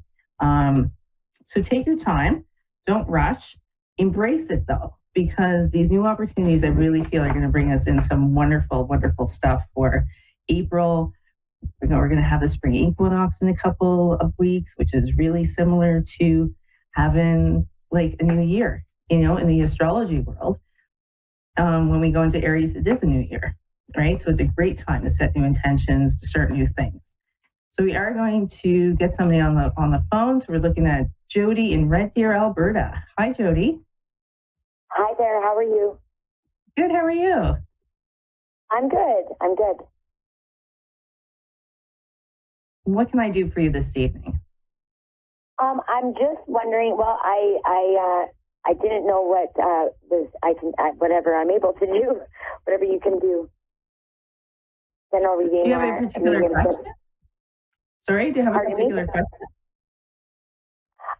Well, I'm into mediumship and like my past loved ones and stuff like that. But if you can, whatever you can do, just whatever you want. You'd like me to bring in a departed loved one? Sure. All right, sure. All right. Because I don't have a lot of time, Jody, what I'm going to do is I'm going to bring in somebody. I'll let you know who it is, who's coming in. And then what I'll probably do is ask the spirit to shuffle some cards. I have some like special cards that I use for mediumship. And we'll get you some messages through there. That way you don't have a lot of dead air. But sometimes it takes me a while to hear the messages. Let's just see who's coming in for you.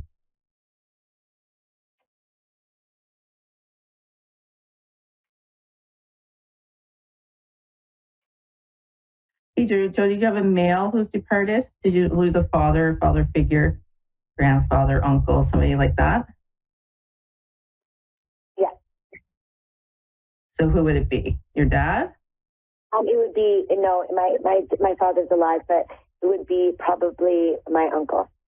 Your uncle, okay.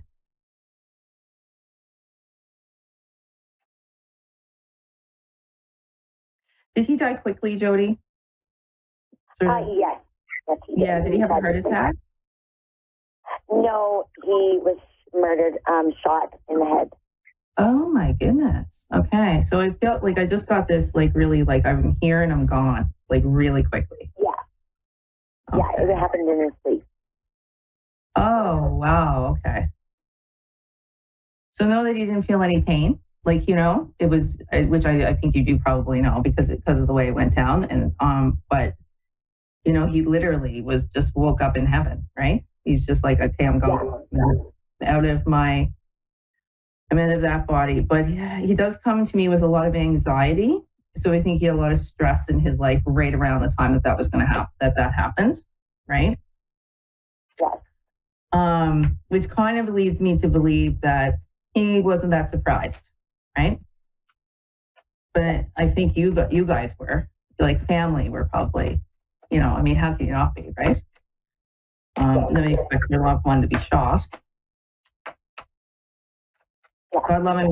He, you know what? He's a really kind person because I can feel his spirit, right? I can feel his soul. Bad luck, bad circumstances, right? Yeah. Not a life that he wanted, I can tell you that. Interesting, though. Okay. So it's really funny because when I bring them in, like I do feel their personalities, and I do feel somebody that had a lot of love, actually. And the first card that I have for him is abundance. And when I'm focused on, normally this card is about manifesting and, bringing abundance into your life. But what I'm focused on completely in this card is the red, which is, I think the love that he had for people and the love he had for you for sure. And I feel that love that he had and that connection that you have was more when you were younger. Maybe you fell out of touch with him as he got older, right? I did. You did, yeah. So if he looks back at his life, he had a lot of doubt in his life, right? So I released the need to know all the answers. So, and that just kind of shows where his kind of life was. He wasn't quite clear on where he was going to go or what he was going to do, right? Yes. Is his message for you, and that's just brought a lot of doubt and probably a lot of chaos into his life. His message for you is judgment, though, is I understand that everyone here has their own unique path and challenges. And because you have a family member who is in this situation, I think this is a beautiful message for you. But I also feel that this is probably the exact way you are in life, is that you look at people and you're like, you know what? People have their own challenges and bad things happen to people and people go down the wrong path. And it's okay because those things happen, right? Yeah, exactly. Exactly, and that's exactly how you are. So his next card for you is it's more like him looking back on his life. Is this something he would have changed or something he would have did differently or paid more attention to? And he actually has fear. I realized that I am testing the resolve to live in the energy of love, and his life path, at the end of his life, put him in a state of fear, which really messed him up when it came to being a loving, energy in this world, because he was so consumed and I think scared at the end of his life, right? Even though not at that moment, but around that time. But his next message for you is, I understand that a mistake is just an opportunity to learn, right? And that sort of really goes along with the judgment too card. When you're saying, you see people make mistakes and you're like, you know what, people do make mistakes, but they can get better and they can change and they can learn from those mistakes. And I really feel that's the message he wanted to send out to you tonight. He really is telling me how compassionate and understanding you are, which is beautiful, Jody. You have a wonderful. I try. Yeah, because you know what, you know better than a lot of people, right? Yeah, and you're able to. So I can't tell him, just he's still with us. I am having a fair amount of my heart palpitations and stuff, and I just feel that that's sort of where he kind of was right before he left. But know that he loves you very much, and you have is he your dad's brother? Well, it's actually a funny story because he's actually my cousin, or he's my uncle, but he's, I call him my uncle, but he's actually my cousin is what it is, but he's so much older. So I've always called him my uncle. Right on. Well, that's kind of sweet, right? Yeah. And I think he likes that. Will he be on your dad's side, though? Is he on your dad's side or your mom's side? He's on my mom's. He's on your mom's side, okay. And Yeah, crazy. He just, he's like, next time will be a lot different, right? I mean, that's basically what he's telling me, right? It's just circumstances were out of his control. But do know that he loves you very much, and do share the fact with your mom that he is on the other side and he is safe. We only have 2 minutes left, but he's he went into the spirit world. He's not suffering because of any kind of life he had or bad people he was messed up with, right? He's on the other side. He's learning lessons, and he's safe and he's happy. And okay. I love hearing that. Yeah, no, I know, because I think people question sometimes, but he's doing wonderful.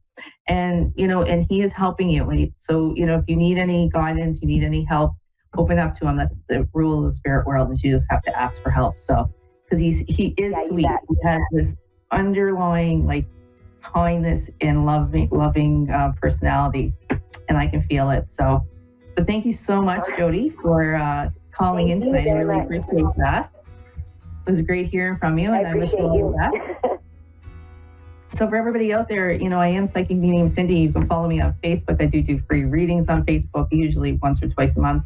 If you want to book a private reading with me, you can do so either through Facebook, Instagram, or on my email at psychicmediumcindy@gmail.com. So thank you so much, everybody. Have a great night.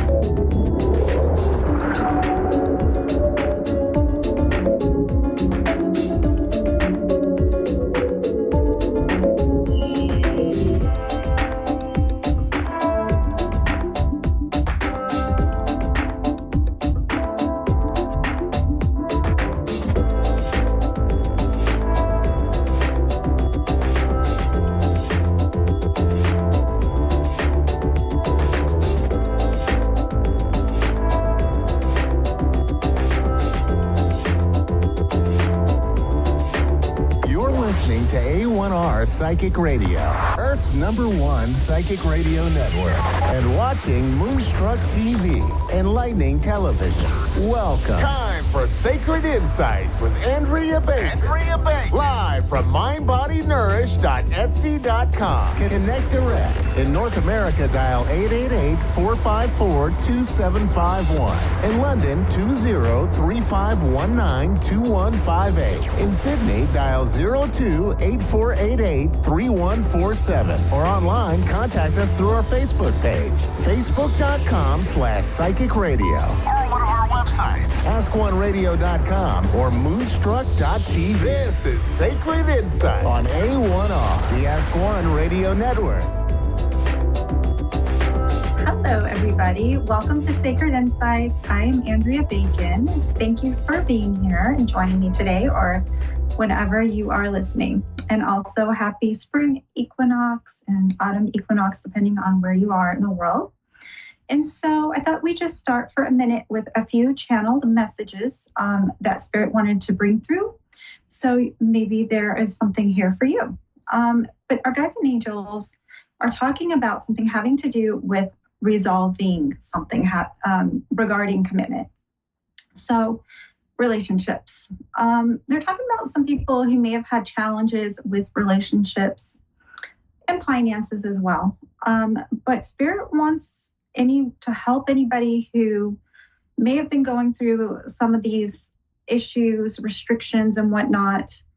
And they want to help bring you some guidance through you also with you connecting with them, with your spirit team on a regular basis in order to inspire you to take action steps that are guided, because that is going to bring in blessings for you.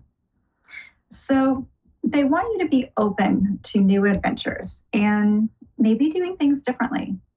You are more powerful than you know, and they want you to have confidence and allow your loved ones, your friends, your family to help you out at times or be there for you when you might need somebody to lean on and not always have to go everything alone. So it's not being a burden if you want or need to talk to somebody. I'm sure you're not just going to be constantly doing that all the time anyway. So it's healthy and fine to do that. And they just wanted you to know that. Okay, we're going to go to a caller.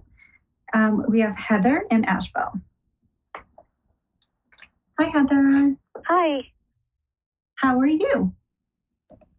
I'm there. How are you? Good. I had some questions about what Jason Perry wanted to say to me. That was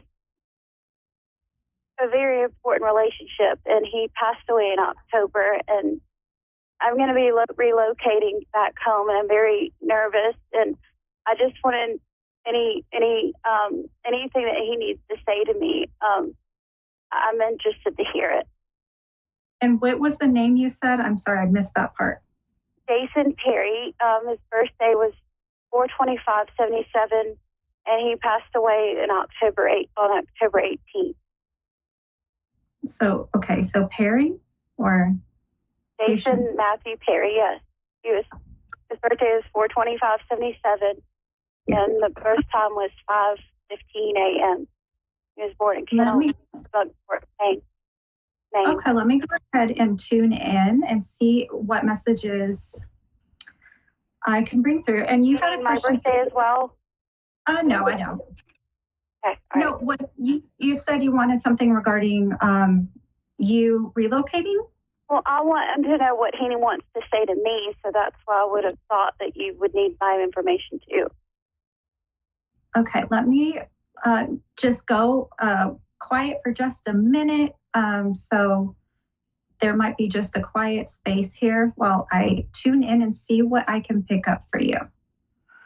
Okay.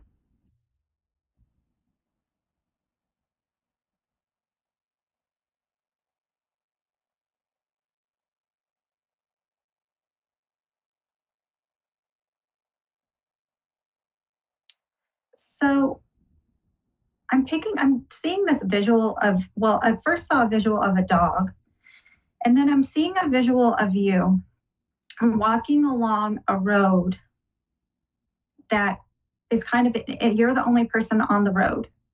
And you are very emotional. Like when you're walking along the road, he's talking about you being wanting to say to me. I don't understand what that means. Okay. What does that have to do with what he wants to tell me? It's like you're going on a path that is alone, feeling alone and feeling sad.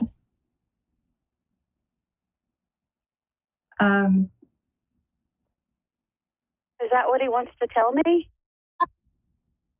Well, that, when spirit comes through, they speak through like pictures and visuals and, or at least that's a lot of the time when messages come through, they speak like that. So he's the message that I'm picking up is talking about you feeling sad and alone regarding your station in life at this time. Hello? Would that resonate? Does that resonate? Can you hear me? Yeah, can you hear me? Yeah, I was just saying my path in life was to go towards healing and enlightenment work for other people. That's my path. Okay. So, of course, it's going to feel that way. And I feel like my duty is to go back home because it's really bad there. And yeah, it is alone, but I don't know what else to do. Yeah, and that's fine. I'm not saying that it's wrong or bad. I'm just saying that's what I'm picking up about there's some sadness there. So let me see if I can get what the message about that is, okay?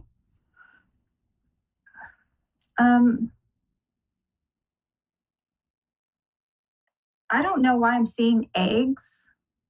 I don't know if there's something having to do with food allergies that's coming up or what that means, but that's what I'm seeing. Would that make any sense to you? No, it doesn't. Okay. I mean, I need to be more careful about what I eat for work, but that has nothing to do with me and him. It has nothing to do with me and him. He was a very significant partner. Okay.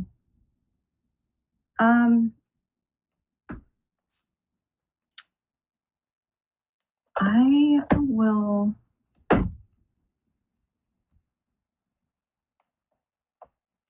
I don't know. Maybe I'm just not able to connect for you with him right now. Okay, so he doesn't have anything to say to me, is what you're saying. I just told you what I was getting. That's all I can do. Okay. But there's this very strong, need, and their energy is quite like this explosive energy that I don't know how else to put it. And so it's hard. Maybe it's just harder for me to connect because of that. I'm not sure. Yeah, I can pull some cards for you if you want to get messages that way. Yeah, I mean, am I going to find someone? I guess that would be. Yeah, I can totally. I won't get involved with just. I have to have depth in a relationship. I have to feel an intense bond. I will rather be alone than around a crowd of people that I can't connect with. Does that make sense to you? Totally, yeah. And that's probably what has to do with why I was seeing you alone in the very beginning of the message. And I'm actually picking up that at some point you will have a partner that, you have that deep connection with. I have cards about healing so that when you go and do your healing work, you're going to be focusing, it's going to be very healing for you as well as the other people that you're dealing with. And You might, I don't know if this is just in person or if you're going to be doing online work too, because it feels like there's a broad reach. And there's going to be somebody who might not be in your area that you're going to have that connection with. Okay. But take your time. If there's like this message of take your time making these life decisions, like if you're feeling frantic about it or something like that, kind of like take your time and don't, like just quickly make snap decisions. Really focus on your heart, on your self-love, and you're going to be creating something new. I'm not sure what this is. It might be having to do with your healing business. But I think that's going to go well, and you're going to be able to have a good, financial abundance coming in from that as well. Do you see any significant connection with David Henson and myself, or no? Let's see.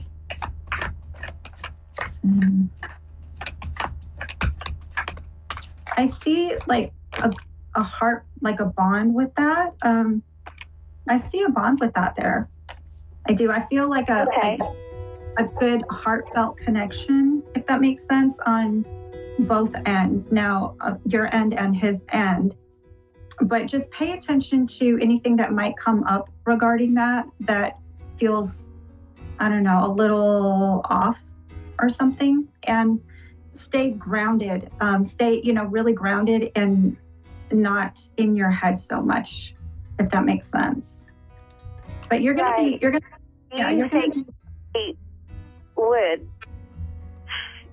wouldn't be long-term commitment though, right? He would just be.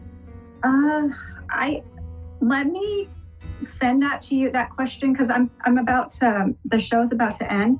I will send that to you in an email if you just send me an email at andrea.bacon444@gmail.com.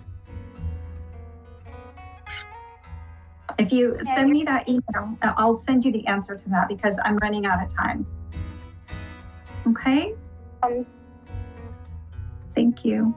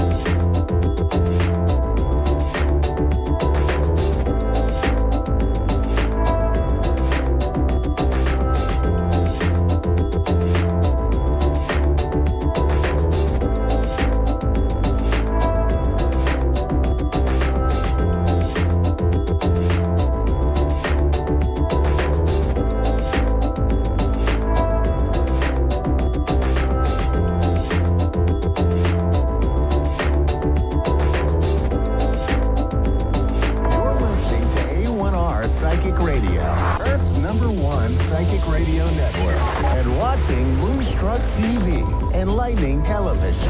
Welcome. Time for Maria Leggett's Medium Show with Maria Leggett. Maria Leggett. Live from MariaLeggett.com. Connect direct. In North America, dial 888-454-2751. In London, 20-3519-2158. In Sydney, dial 02-8488-3147. Or online, contact us through our Facebook page, facebook.com/Psychic Radio. Or one of our websites, askoneradio.com or moonstruck.tv. This is Maria Leggett's Medium Show on A1R, the Ask One Radio Network. Good afternoon, everybody. My name is Reverend Maria Leggett, and I am coming live to you from Dayton, Ohio. Today is the day after my 55th birthday. So happy birthday to me. Whoop, whoop. Pisces are amazing human beings. We are naturally connected to all things water and psychic ability. So I love being able to do what I do for a living. Thank you, producer. I see a thing that comes across the screen. This is happy birthday. I truly love what I do. I love being able to help other people. And I have a beautiful new announcement that's going to be coming out on April 1st. If you are one of my email subscribers, you already know what it is. And I just am so excited and thrilled to do all the things that I do, being of service. Earlier today, I did a podcast record with Chuck Tuck from Amazing People, Amazing Things. And if you've never listened to his podcast, what an amazing human being, bringing light to so many different paths. And we talked today about how mediumship can help with the grieving path. And so if you are grieving or dealing with something very difficult, being able to seek out a medium is wonderful for you because it can help you to bring clarity and information to a situation that you may not understand. One of the things that I think is super important that we talked about today on Chuck's podcast that I'd also like to mention today is if you know someone in your life or love someone deeply who has passed away from a self-inflicted wound, whether it's suicide, however that is, it's important that all of you know that there was nothing that you could have done to have stopped that outcome. Every single soul that I have ever read who has committed suicide or chosen to take their life, whatever word is comfortable for you, they've all said to me, there was nothing that anybody could have done to have stopped me. And there were people who would have called them the same day, people who would have come over the same day. And of course, then we have people who hadn't seen them for a couple of weeks. There was nothing that you could have done that would have intervened to have stopped them from doing what they did. And so it becomes really important that we talk about this and we can release the guilt that is associated with so many people who may be struggling with this in their lives right now. And so I just want everybody to know that Spirit loves you. They are not mad at you. There's nothing to forgive. And they want you to know how much they appreciate the time that you spent in their lives. And with that, I would like to welcome Peyton to the show. Hi, Peyton. How are you? Hi, I'm good. How are you? I'm very well, thank you. How may I be of service to you today, Peyton? To be honest, my mom just texted me saying I'll be getting a call and I got to answer it. So I don't really know. It's always ominous when mom takes that call, gives that message and says, hey, you're going to get this text and you need to answer it. Yeah, it really is, especially from her. So is that really what you want to know about? Is there anything else that you're interested in?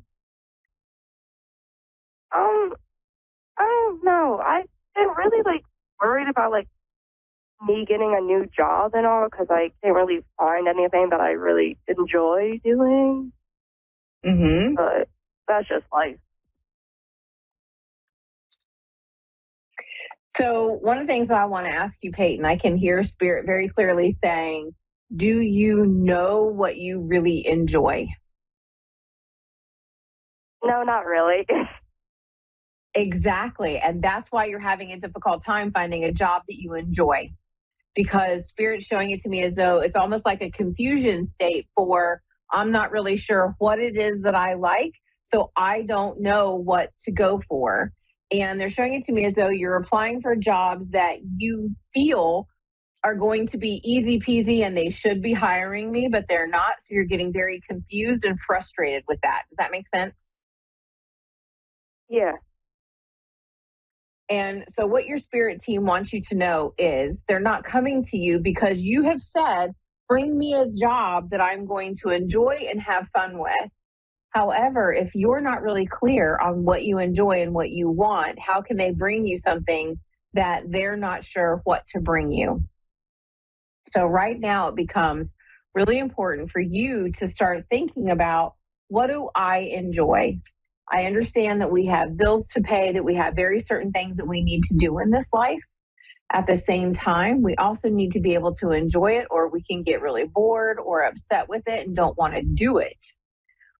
So this is a great time right now because we are in the waxing moon. We just had the new moon a couple of days ago. And this is a really good time to sit down and start manifesting the job that we want in our lives. So Spirit is showing it to me as though it would be time to sit down with like a pen and paper and say, okay, these are the hours that I want to work. So that means if you don't want to work weekends, then find a job that's only Monday through Friday. If you don't want to work first shift, then say I only want a job that's second shift.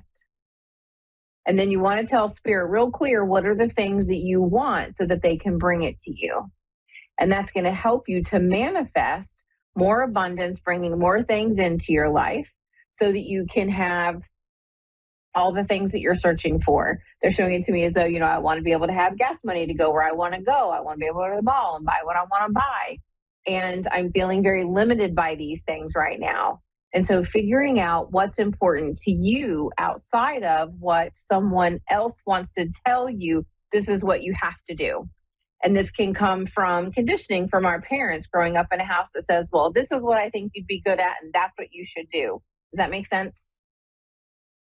Yeah. So being able to let go of what mom thinks, what dad thinks, what any siblings think, and truly look inside of your heart, right? Look inside of your heart and say to yourself, what do I want? What do I want to do? What makes me truly happy on this earth? And think about the things that you enjoy doing. I mean, perhaps it's time for you to do, and this is something you might want to consider because Spirit's bringing this up for a reason. Perhaps you have a hobby that you like doing part-time, and it's something that you can do to make money from. I mean, when I first started doing this work, I started doing, tarot readings or oracle card readings just a couple of times a week. And it's turned into a full-time job for me. So look at something that you enjoy and say, okay, can I turn this hobby into a job so that you don't always have to work for someone else? Does that make sense? Yeah. Because Spirit's showing it to me as though you get really tired of having to punch a clock and show up on time. Because it's one of those things where being on time and having to be somewhere right at an exact time can be a pain in the butt sometimes. And that was me. I didn't like that either, which is why I like setting my own hours. And so Spirit's like, this would really help you to feel less restricted.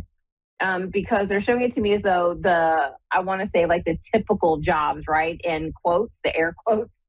Typical jobs are kind of too constricting for you. You like a little bit more freedom. Does that make sense? Mm-hmm. And so you can think about doing things like, working for DoorDash, going and doing, rides, or you can start delivering things. I have a friend of mine who works for, I think it's DoorDash or Uber, and she absolutely loves what she does. The stuff that she posts on Facebook with the people that she meets are hysterical. It keeps all of us in stitches. And she truly loves being able to help people. And she does it all hours of the day, whatever she determines is her day that time. And she loves doing it. And that's not for everybody, but it's something that she enjoys. So finding a way that you can work for yourself while also receiving a regular paycheck at the same time. Does that make sense? Yeah. So is there something particular that you enjoy doing that you think you'd be able to find abundance and a regular paycheck in? See, I enjoy doing a lot of things, but I know I'm not good enough where I could, like, financially make a living off of, you know? Well, but that's where you have to start switching your mindset. You may not think that you're good enough, but somebody else may. We are always our worst critic. And that's one of the things that you have to start shifting and changing in your manifestation. I am good at this. And you get better the more often that you do it. So you just have to lean into it and say, okay, I can do this.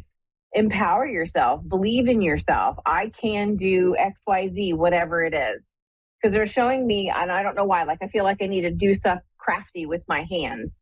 So I don't know if you would make little things or whatever it is, but I feel like my hands need to move. And Spirit's saying with more practice, things can get better. Does that make sense?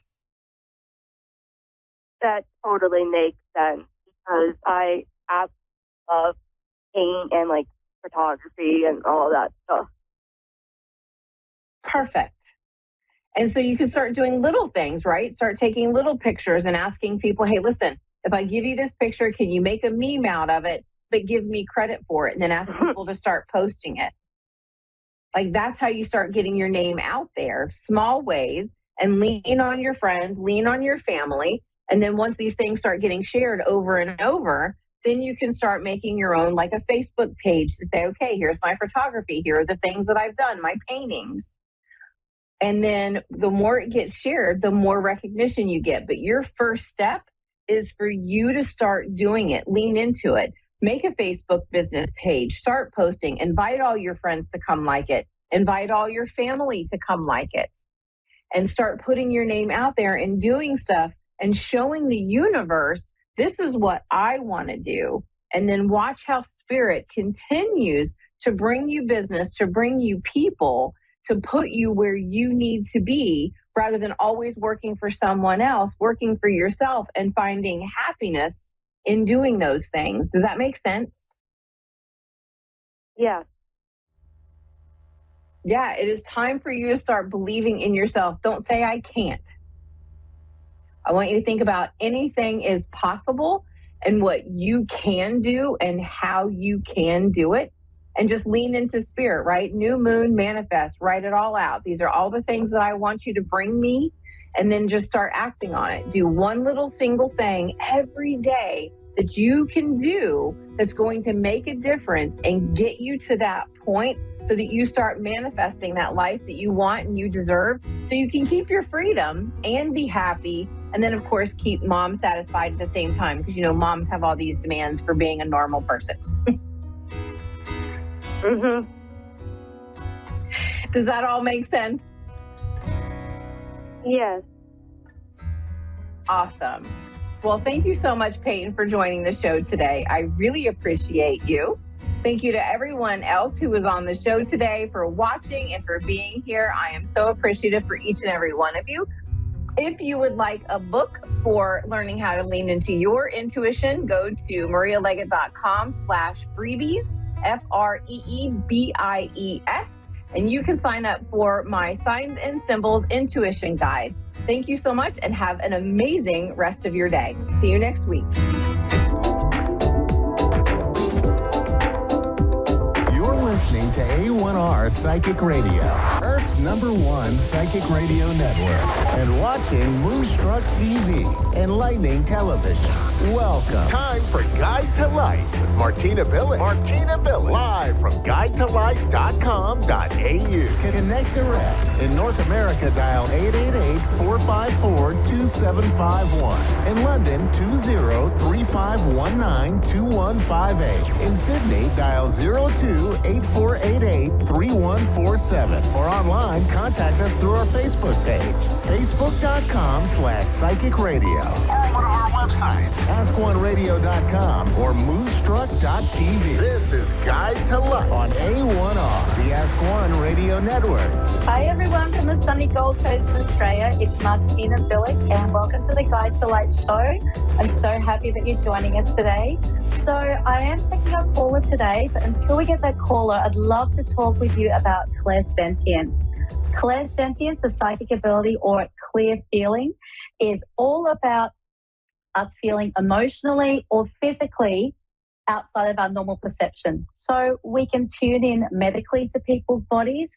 We can tune in emotionally to people's bodies. We can tune into all sorts of things that happen to people's bodies, good or bad. Developing this sense is very easy. It's actually our most basic psychic sense. Well, that's my belief.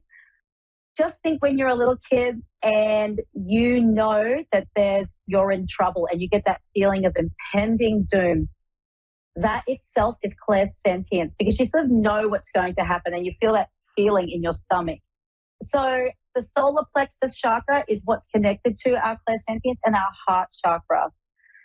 Just think about when someone's argued in a room and you've entered in and you can feel that argument still in the air. That is our clairsentience acting at its peak. So when we learn to use this beautiful gift, we can be more understanding, more empathetic. We can feel what other people are feeling. And so we can come from a place of a more heightened awareness as to why people do things. There's also the medical intuitive side. So our clairsentience can give us ideas about what's going on in somebody's body. So there may be some issues within their body. Things might not be going very well in their body. And you must always tell people you're not a trained medical professional unless you are. But sometimes we can bring awareness to an area that might need an extra scrutiny for things that are going on within that person's body. Now, I like to teach clairsentience to start off with my psychic students because I think that it's a very easy ability to come out. So in saying that, there's all sorts of different little ideas that you can do, but we're just going to move into a caller and I can go on to that after. So I would love to see. Here we go. We've got Katie Walker. Katie in Walker, Minnesota. Hello, Katie. Hi. Hi, darling. How are you? I'm doing pretty good. How about yourself? I'm very good. Thank you, sweetheart. Thank you for calling in. And how can I help you today? Just looking to get a general reading. That sounds perfect. How about we start with some tarot cards and some oracle cards, Katie? Perfect. Wonderful. All right, let's bring through something. Let's take this ring off. I didn't realize it was a pain. Let's see what you need to know right now. Okay, I'm just going to set the intention to bring through a beautiful, clear reading for you, Katie. What do you need to know about right now?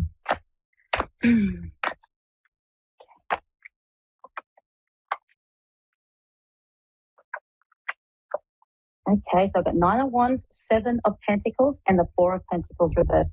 Okay, so this is telling me that you're in a bit of a growth period where you're looking at something you've built up, and I believe it's to do with finances. Would you be would you understand that you're saving for something at this point in time? What was that? I've got the 7 of Pentacles here, which is indicating to me that you're in a process of saving up for something or preparing for something to come. Is that correct? Yeah, that's correct. Beautiful. So in the past section, Katie, what I've got here is the 9 of Wands. This has been going on for quite a while that you've been preparing for this, and you're in a position of thinking, have I done enough to get to where I need to go? Would you understand that, darling? Yeah. Okay. So what I'm going to tell you, Katie, is we've got the 4 of Pentacles reversed, which indicates to me, this is in your possible future section, darling, that there's still those feelings of insecurity of having just the right amount of what you need to get to where you want to go. But what I am seeing is that you've actually got a really good backing behind you.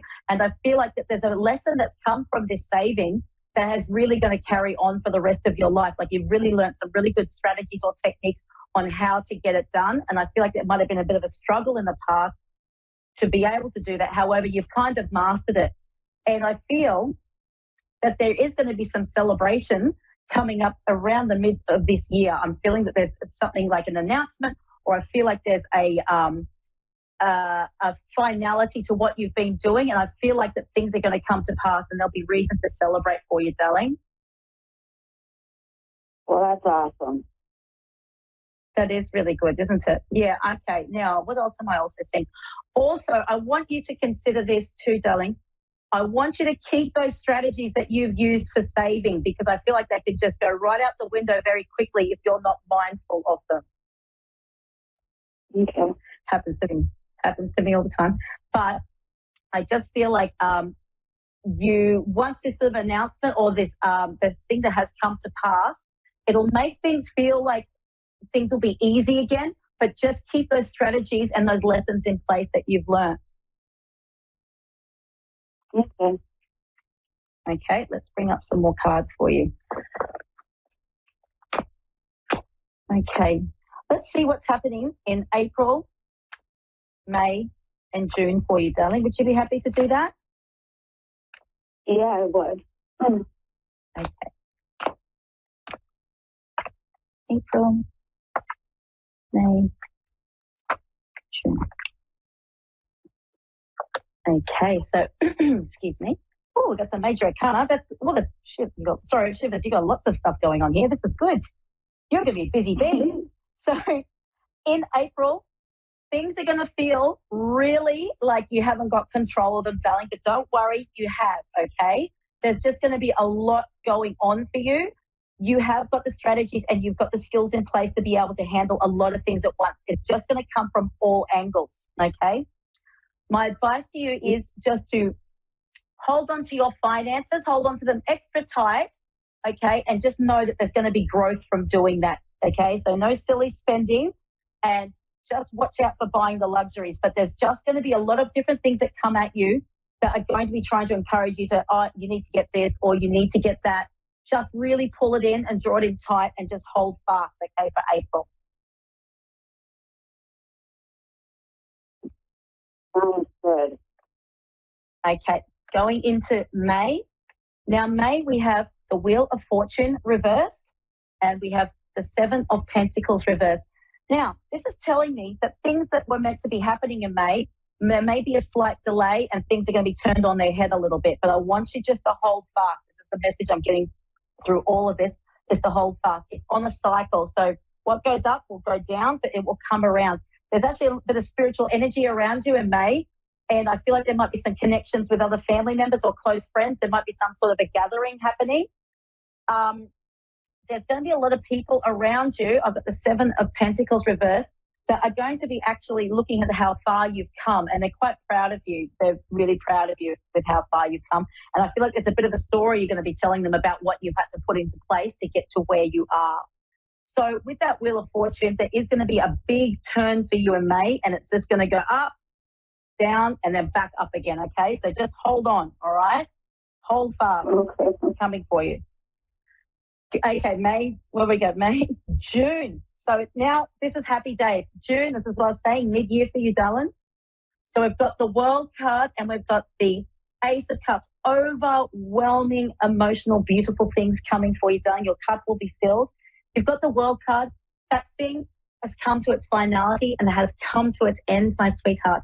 And you're going to be quite happy there. All that, you can see that the same spiritual energy around you there where it's reversed. It's come up the right way for you, okay? And you're going to be in a really good cycle. It's like you're entering into a new cycle of your life.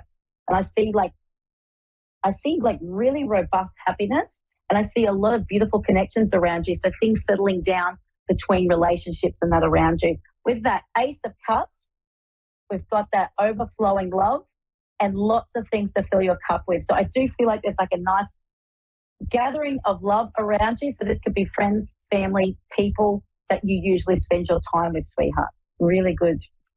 June's your month. Awesome. Oh, I'm looking forward to June. Good on you, darling. Well, you put it on your calendar. Let's bring out some oracle cards for you. Okay, so let's see what we can do to get you on a really aligned path for the next few weeks. What can you do to get onto that nice aligned path to help set things in place for you?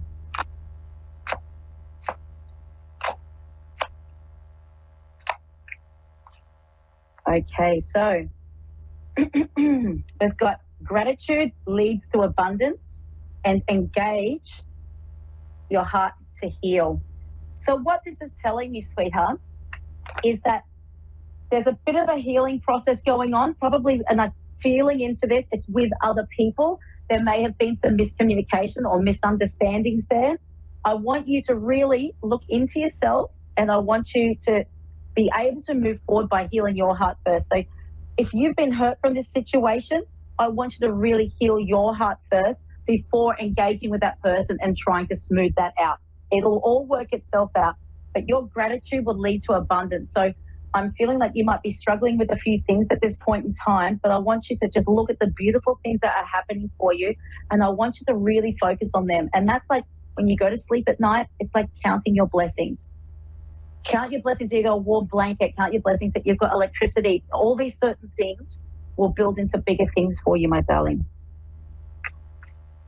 Okay. Yeah, that was anything else I can do? Oh, that's wonderful. I'm here to help, baby. Appreciate it. I haven't got much time, so I'm going to let you go, my sweetheart, but I really want to thank you so much for today, and I wish you all the best. Yeah, thank you for the call. So welcome, Katie. Bye-bye, darling. Okay, so everybody, please don't forget to add me on Facebook under Martina Billick, Psychic Mentor, or go to my website, www.guidebylight.net. If you would like to make a booking with me, I've opened my booking portal. I've got some really cool things going on. I've started doing Akashic record readings as an offering now, which I'm absolutely loving. Also, keep your eye out on my page. I am releasing a wonderful signature psychic mentorship course, and the student that I've been teaching right now is already doing absolutely amazing things. And I just think that if you keep your eye on my page, you'll see that sometimes I do free readings on lives, and I'm always here to answer your questions. So shoot them to me, and I'm happy to pull a card. Thank you so much. Bye.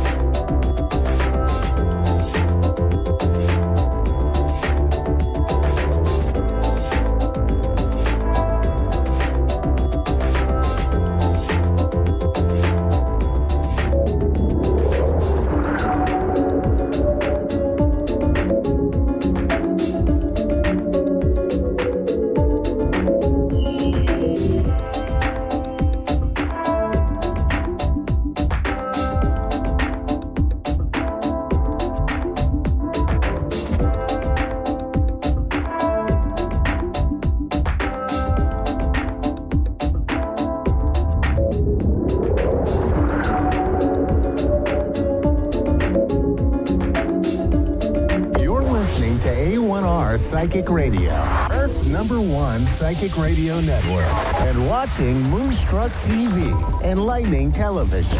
Welcome. Time for the Psychic Side with John Capello. John Capello. Live from johncapello.com. Connect direct. In North America, dial 888-454-2751. In London, 20-3519-2158. In Sydney, dial 02-8488-3147.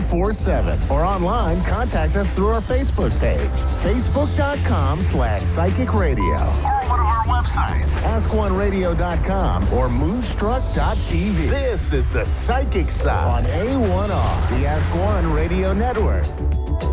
Hello and welcome to the Psychic Side here on the A1R Psychic Radio Network, Moonstruck TV, and Enlightening Television, the #1 psychic radio network on Earth. I'm your host today, John Capello, and you know, if you've been watching our show or listening to it, you know we do a lot of fancy things here on the program. And today we have one of our fancy guests with us. We're going to go and talk to one of our friends, Jennifer Farmer, today. I wanted to spend a lot of time letting her speak today because she's got some good stuff she wants to share with us. She's going to be part of an event in early May that I wanted her to tell us a little bit about. And then, of course, she's got some other tips to give to the audience about getting a psychic reading. And so I want to welcome Jennifer to our show again. So thank you very much for being with us today. Thank you, John. So glad to be here and happy to get to be on the psychic side with you. Great. Well, it's very good to have you with us today. So Jennifer, you had told me about an event that you are participating in, and you are doing a lot of work to get it promoted. And so I felt like, gosh, let's help out and give you the opportunity to let people know more about it. So can you just tell us a little bit about what's going on? Yeah. So first of all, thank you, John, for allowing me to share this with the audience here. And if you're hello to Moonstruck, we're so happy you're here. If you are in the Dallas-Fort Worth area, we're going to be I'm partnering with the Center of Unity in Grapevine to host our first annual Body, Mind, Spirit Fest. And in that experience, we've got some amazing healers and some crystal carriers that have these beautiful crystals. We've got some nutrition coaching, and we've got some psychic folks, some tarot reading folks. We've got some great speakers, and I am going to be a speaker there. I'm excited to do that. I'm going to be speaking at 1:00, doing messages from the spirit world. And I'm just really excited about this Center of Unity community because they are a community that opens their arms to people that are a little woo-woo, right? I'm in Fort Worth, Texas. And so to find a community that is kind of I'm from the old South, church background, to find a place that allows open-minded, alternative healing, holistic approach to, whole body wellness approach to life, as well as getting guidance from, spiritual counselors. And, I just love what they do. And because of that, I wanted to help them be a success this year. And so we are going to host that Saturday, May 4th, 10 to 5. And the tickets are $7. And you can, if you buy your ticket online before April 15th, tax day, you buy one ticket, get one for free. And so we've got about 30 vendors. We're going to have a food truck, yay, some food and some great healers and, reflexology, massage chair, just come and do a spiritual day of learning and connecting and working with people that are open to help you heal, either from the power of spirit or your loved ones, or through those other practices like natural products and healing. So that's kind of what we got going on. Yeah, well, great. Well, I know you screened the people very well, and you got some good practitioners there. We do. I know it's going to be a great thing. Before I forget, I just want to tell people once again that you have a book out, and that book is The Healing. Is it Healing Sure, the healing. Yeah, it's my book.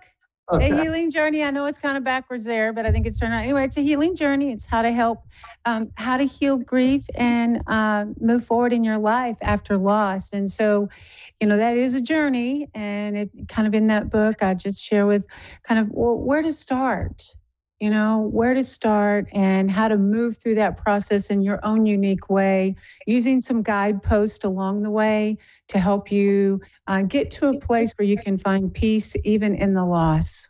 Mm-hmm.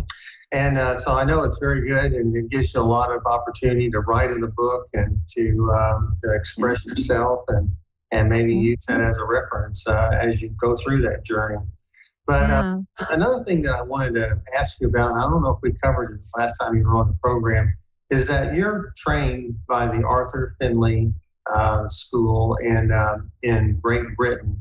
Do you mind telling us a little bit about that? Because there's a lot of people out there that want to learn to be a medium, and you went that extra mile to go all the way from Texas to Great Britain to learn a little bit more about that. If you don't mind, just telling our audience a little bit about So, when I first had my sort of awakening that I could feel and sense sort of the spirit world working with me, it was kind of confusing. I wasn't sure what was going on. Did I lose my mind? And so I really put out a quest to find out kind of what that was about. And lo and behold, I wanted to find a safe place to do that. And for me, I wanted it to feel sacred. And so I had a friend of mine find that the college in Stansted, and I took a leap of faith and went over, and we go through these intensive weeks, and I've been over there many times. And since then, I still actually, even though I've been doing this 17 years now,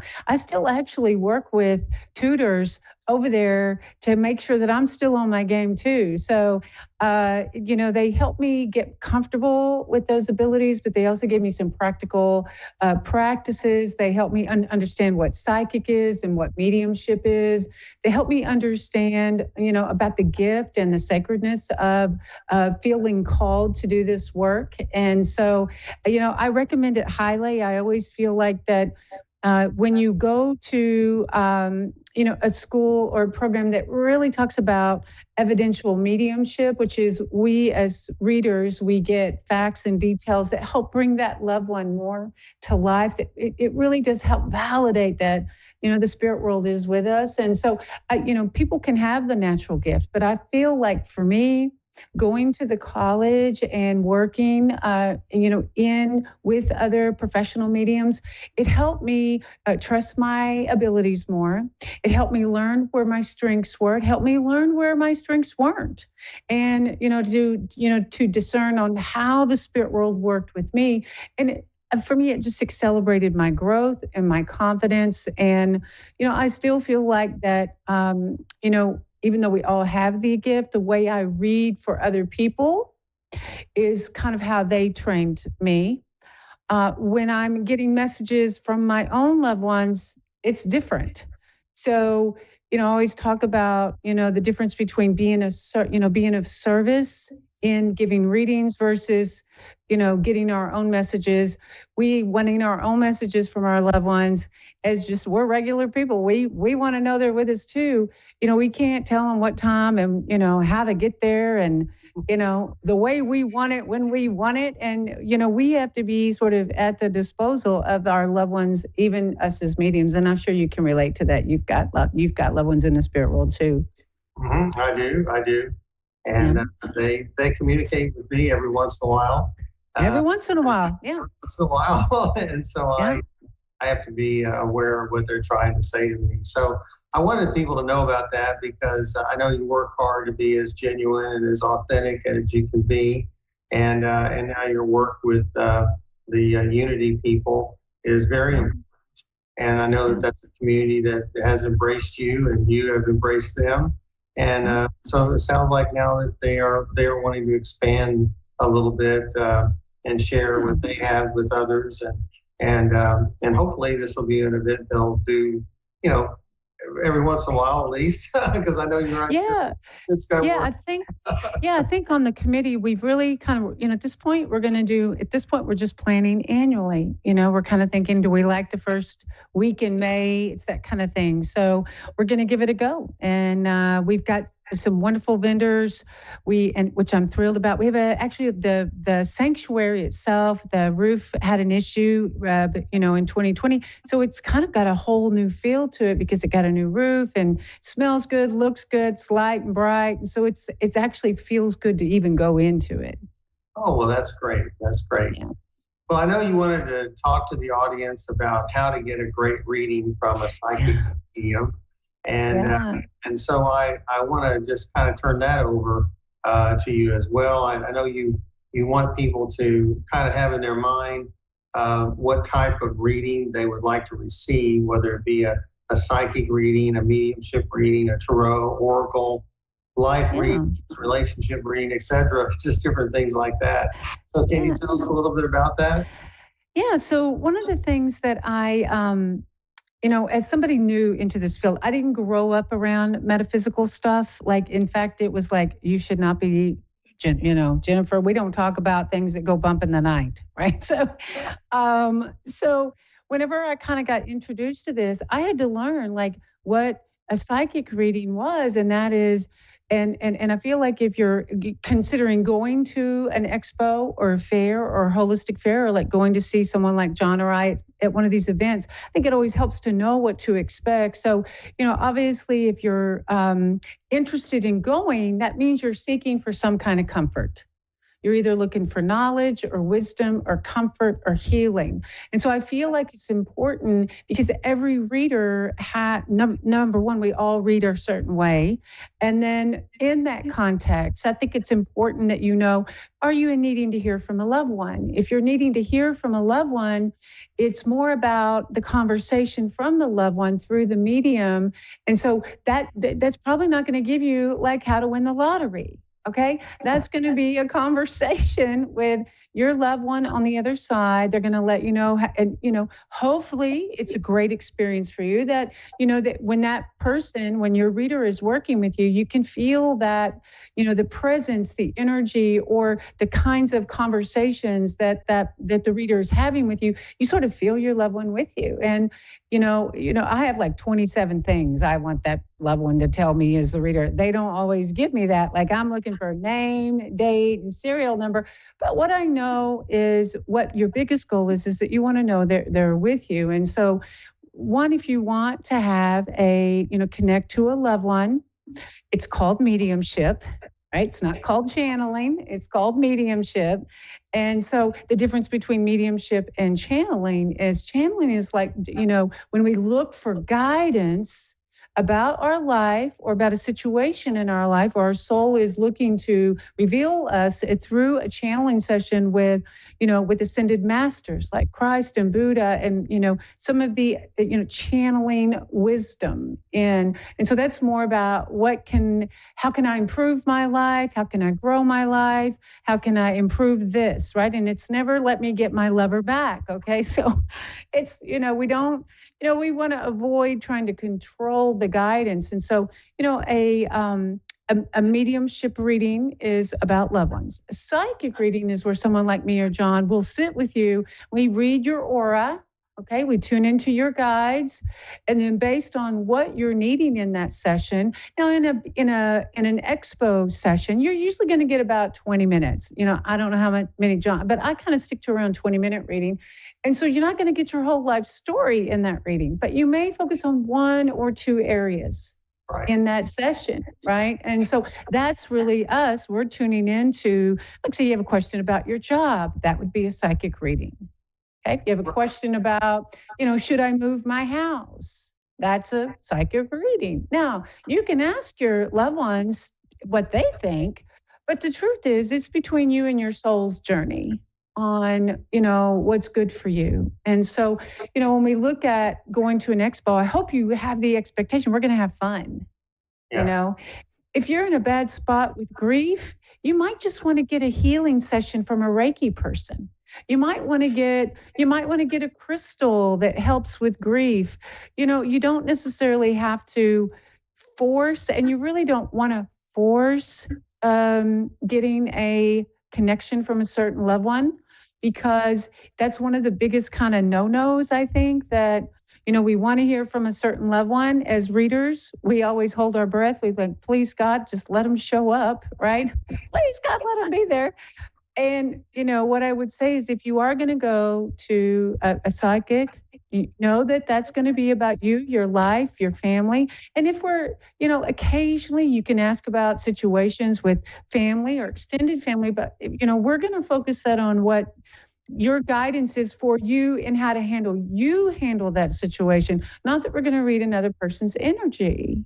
Right. And right. so, yeah, a lot of people, and it's not uncommon. Well, what does this person feel about me? Well, that's a psychic reading, but truly, that person needs to be in the chair to ask that question, not you asking for them. Meaning, we can read your energy, and that's kind of the best practice, is that we stay out of people that aren't there, right? Except for loved ones. So, we've got, and I've got a little tip sheet here, but a lot of folks don't know the difference. They'll say, Jennifer, I want a reading, and I always start with, do you want to connect with your loved one, or do you want to know about an area in your life?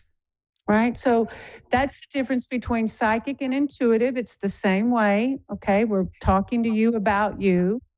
If you're wanting a loved one, that's mediumship. If you want to work with your guides, it's very much a psychic reading, but we as readers will we'll move our energy outside your auric field, and we'll sort of tap into the guidance that's coming from when we invite your guides to be with us. Right? So John, would you agree with all that? I do. I feel like, mediumship is a demonstration of the continuity of life, and it also validates that there is the continuity of life. Yeah, I feel like mediumship also helps in the grieving process, because knowing that your loved one has crossed over and has successfully conquered death is amazing, because they're no longer shackled by any kind of fears or any type of illness or things that may have been a detriment in this life. They've conquered it, and they are whole again. And it's comforting to know that we'll get to see them again. I'm in such agreement with you. I think one of the biggest things that probably helped me the most feel comfortable doing what I do in the Bible Belt is when I went to school, across the water, across the pond. They really reinforced that, the spirit world is an intelligent universe of love, and that their only purpose is to bring love and healing and evidence of the afterlife. That's it. So, one of the, you don't have to find out what color rug you don't ask them to find out what color carpet you're going to buy, right? You ask, your own soul what makes you feel good. And some people just don't know that, that you have the guidance within you. And hopefully, if you're seeing maybe a psychic reader or a tarot reader or an oracle card reader, and those are the people that you see. Some of them have these, oracle cards are more of the wisdom cards. You'll see a lot of them will have angel cards like I have. I have some that I love all the time, and I'm no relation to Stephen, by the way. But, I like to use oracle cards for myself so that when I'm feeling an indecision or direction in my life, I kind of get quiet. I pull a card for my guidance for the day. Now, there are people that actually are trained in how to give readings using the oracle cards. And then there's the tarot cards, which has been around for years and years and years and years and years and years and years. And some people are kind of afraid of the oracle cards because I feel like some of the imagery is, you see the hanged man, you're like, oh my God, is it, am I gonna, am I fixing to die? So some of the imagery can be very, sometimes it can be a little weird. It can make people feel uncomfortable. And all I would say is if you're drawn to a person, and like I know when I was talking to one of our people that's going to be at the event, Marilyn, she uses, a tarot deck, but she comes from a very high light and vibration. So you kind of get the feel that you're safe in her world, but she still uses some of the old imagery cards, the Rider White cards, which are your typical symbolicism and things like that. And so what I would say is, if you're drawn to a certain table or a certain person, if you're connecting with a loved one, I would just invite your loved one to join you in your mind and heart. And is this the person that's going to help you get that message? And if you don't feel right about that, then just go to the next person, right? I always think it's better that, referrals are always great, but I also feel that your loved ones can help you sort of tap on your shoulder, nudge you, that you feel sort of an opening or a healing about being connected to this person, and I'm sure, John, you've had people say, well, I was just really drawn to you. I just, there's something about you. And I always feel like it's because their loved ones are behind us waving, hello, hello, And so, when you're going to a fair, the joy is to have fun. The other thing is to, it's always fun to bring a friend, right? Because then you get to say, hey, look at this and look at this. And if you're in grief, look at some of those other healing modalities in addition to, just getting a reading, right? And we've got 3 mediums that are going to be given, that are available there at the expo. But, if you don't feel you're drawn to them, there's other services there that can help you feel that wholeness that John was talking about. Well, good. Well, we only have a few more minutes. I want to get into a couple of these other things. What would you suggest people do to prepare for a reading? Yeah. So if you're going to go and do a Zoom session with a reader, or whether you're going to go to an expo, you don't have to do a lot. One thing you want to do is just invite your loved ones to be with you, to be a part of that experience. Number 2, do not put expectations on how their reading should go. So like the biggest mistake I think that people make is I'm not going to know that's my person unless I get that nickname that I'm the only, So asking for your loved ones to give you specific signs, that's possible, 100%. But it's not like having a regular conversation like me and John, like, John, show me your ID, right? So they are, what I would say is, be open. If you're drawn to that person, be open to how your loved one comes through with that person. And then, just trust that that your loved one is doing their best to get that information in. That's either with an in-person Zoom or an event. Same, if you're working on an area in your life, I always invite my spirit guides. I need some help with this. If you could draw me to the right person, let me get some clarity. I'm about to make this decision or not make this decision, right? So sometimes it's just about getting ready for just getting clear on kind of what you need at that time. I just want to see what happens is a great way to approach things. But don't say, I'm just going to let things flow.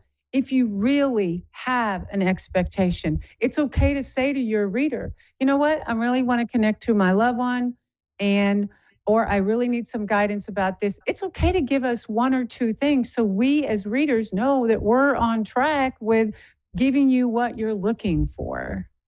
Right? Well, very good. Now, you also let people, or you want people to know what to do and what not to do. During reading. I think we got that. You really can't control what happens in a reading. You just have to kind of go with the flow, don't you? One thing I'd say is avoid social media and avoid telling your friends that you're going to go see a psychic or a medium. Just avoid that. Let that be a private experience with you, because I have had people that have lost children, that have lost loved ones, and they've told a friend who's not very open, right? And then they get shamed or they get criticized. If you personally want to draw in that expectation that you would want to connect to a loved one, let that be about you and your experience. You don't have to get approval from other people to do that. You can get referrals. You can read reviews. You can check websites and see how you feel about that person. But it's unfortunate not everybody is open to the gift. They're kind of afraid of some old biblical things that you shouldn't see mediums. I truthfully, and this is just my opinion, I feel like that was written in a time when maybe people were going to readers and psychics that, depended on that for guidance, when we should be using our own guidance and our own connection. It's not that we can't ever seek out love and support. We just don't want to depend our whole life on that.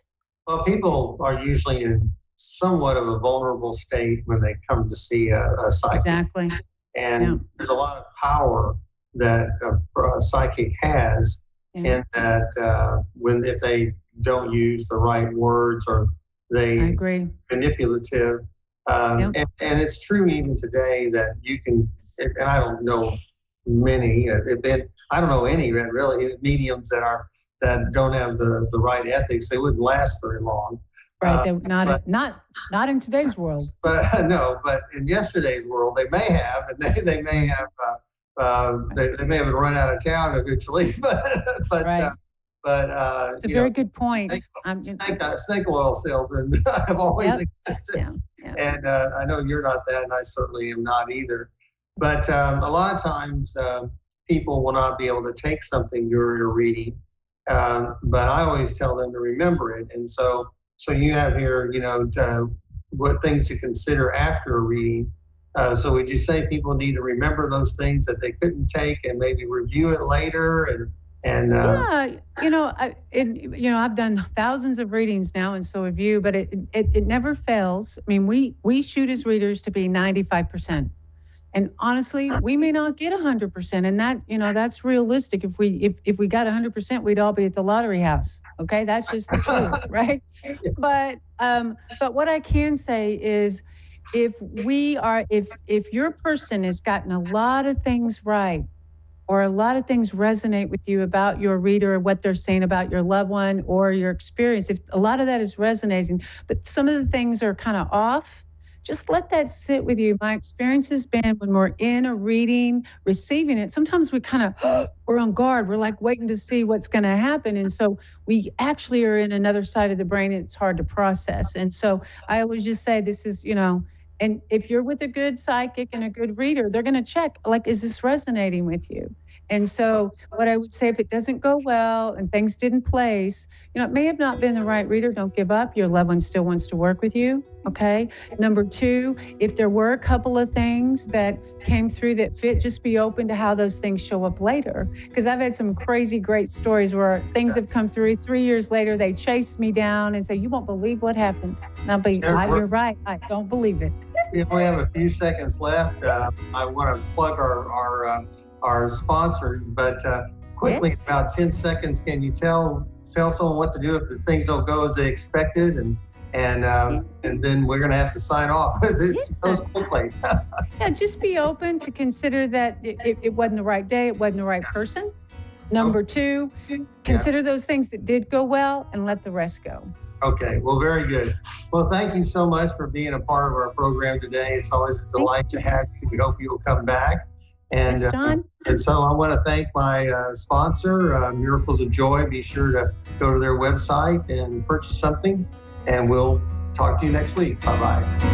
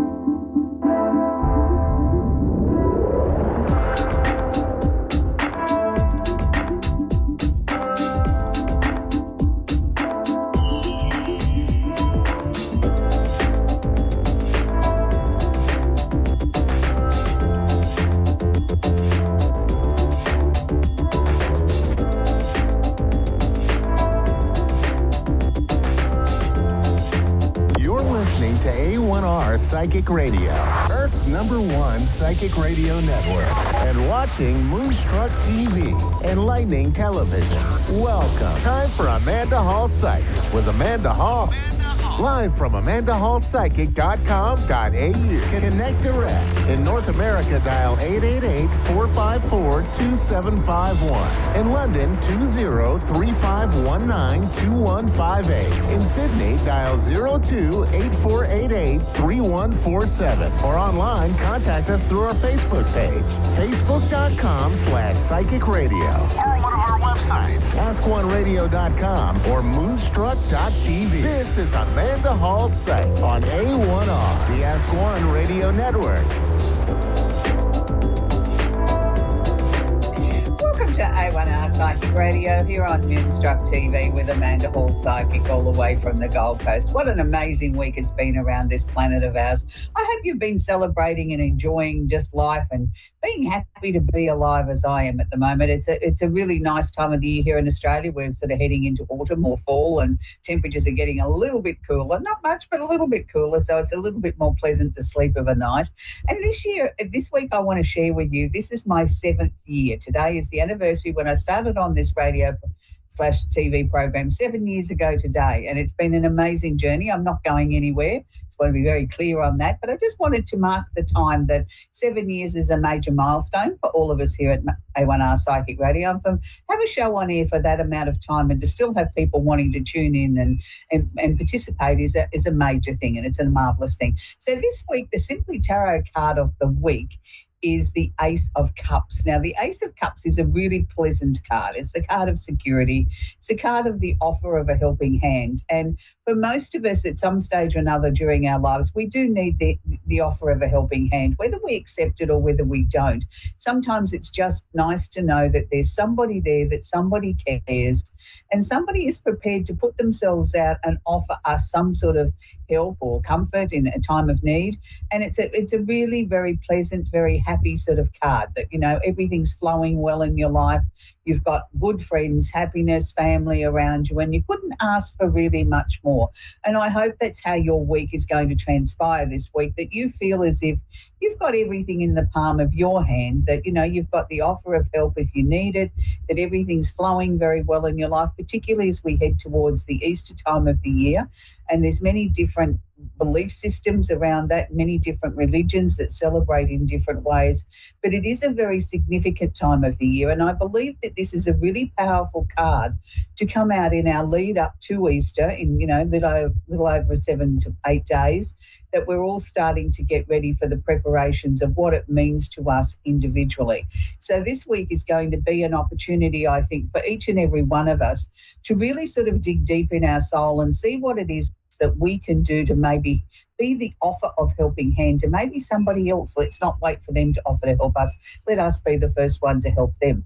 So this week we've still got a really strong, powerful configuration in astrology. We've still got most of the planets sitting in 1/4 of the chart, which I've spoken about on the last couple of shows is not necessarily particularly common. Yes, it does happen from time to time, but when you have such a concentration there, it means the energies in a sense are very intensified. It means that it's not spread out around the zodiac. Yes, we only have 10 planets that, you know, spread themselves out over the 12 signs, but when you've got the 10 planets sitting almost in a concentration point of, you know, 3 signs, it makes it very, very concentrated. We only really actually have 9 planets sitting in that concentration at the moment because the moon has decided to be a little bit rogue and sit in an opposite sign there. It's sitting in Leo, and for all those people that have moon in Leo as I do, yes, today is going to be a great hair day, and it's a little in-house joke for most astrologers. If you've got the moon in Leo and you get out of bed and your hair doesn't go right, you're having a bad hair day, the rest of the day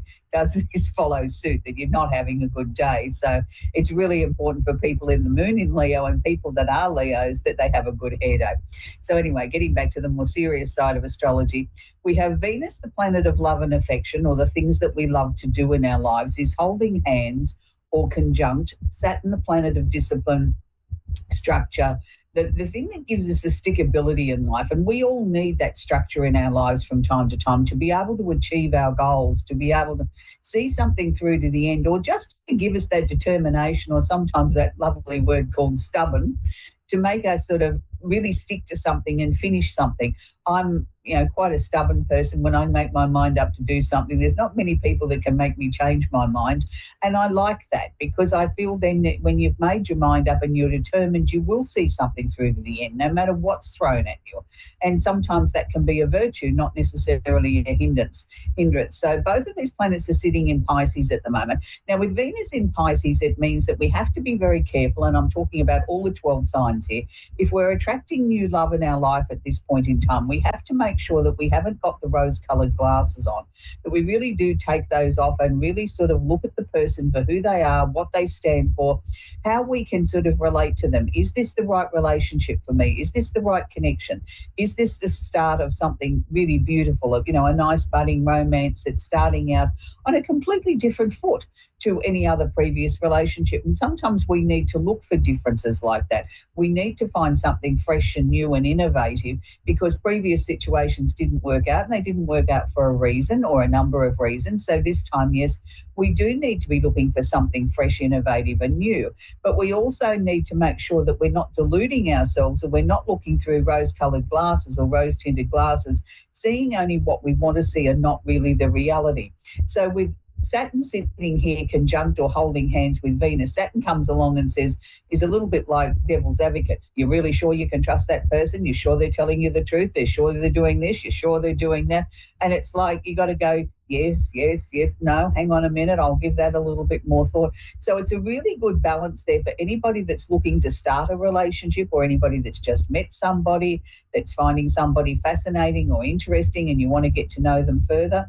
You'll find that there might be a little bit of a tug of war here between Venus and Saturn, sort of, Venus wanting to be all starry-eyed and pink and fairy floss pink and say everything's wonderful, but Saturn comes along with the stick of reality and says, hang on a minute, just look at this and look at that. And, and if we can get the balance right, then that's great. You could have a very different, new, innovative, fresh type of relationship that could lead into something very much more serious and somebody that you might want to spend the rest of your life with. So don't be negative about meeting somebody that's different or presents themselves differently to what you've done in the past, because what you've got to remember, what went down in the past is the past. It didn't work for particular reasons. So we need to shake things up. We need to make things different at the moment.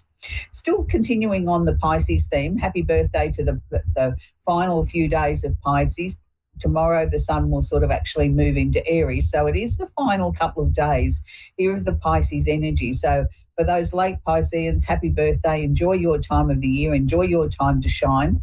You also have the planet Neptune, which is your ruling planet, is conjunct the sun at the moment, or holding hands with the sun. So Neptune here, to me, it gives an enhanced ability of creativity, of being able to sort of see through the fog of things that sometimes we enjoy sitting in the mystical fog and sort of saying, I really don't know, or I've got my creative hat on, or I'm happy to stare out the window and stare into space, because I'm on a lovely little journey of Neptune. I'm sort of, out there sort of looking at what could be and what might be, and I'm trying to find a way of bringing it back into reality and making it reality of my life, the law of my life, that the new direction that I might be able to be heading. So it's a very positive sign, and it's a very positive thing when you have your own ruling planet is conjunct around your birthday time. It's even more powerful, I believe, that, for Pisceans, you've got the world stage around you at the moment. You can shine. There's lots of attention on you, whether you're a public figure or whether you're just a person that goes about your daily business. It's a really positive time where we can turn around and say, look, this is who I am. This is what I stand for. You either like me or you don't, and that's okay. But I'm here to stay. This is what I bring to the table. This is what I bring to the job. This is what I bring to the family. So don't let anybody dim your light at the moment if you're a Pisces. Enjoy the time in the limelight, and enjoy having your own ruling sign, your own ruling planet there conjunct the sun, and really sort of putting you on the center stage of your universe.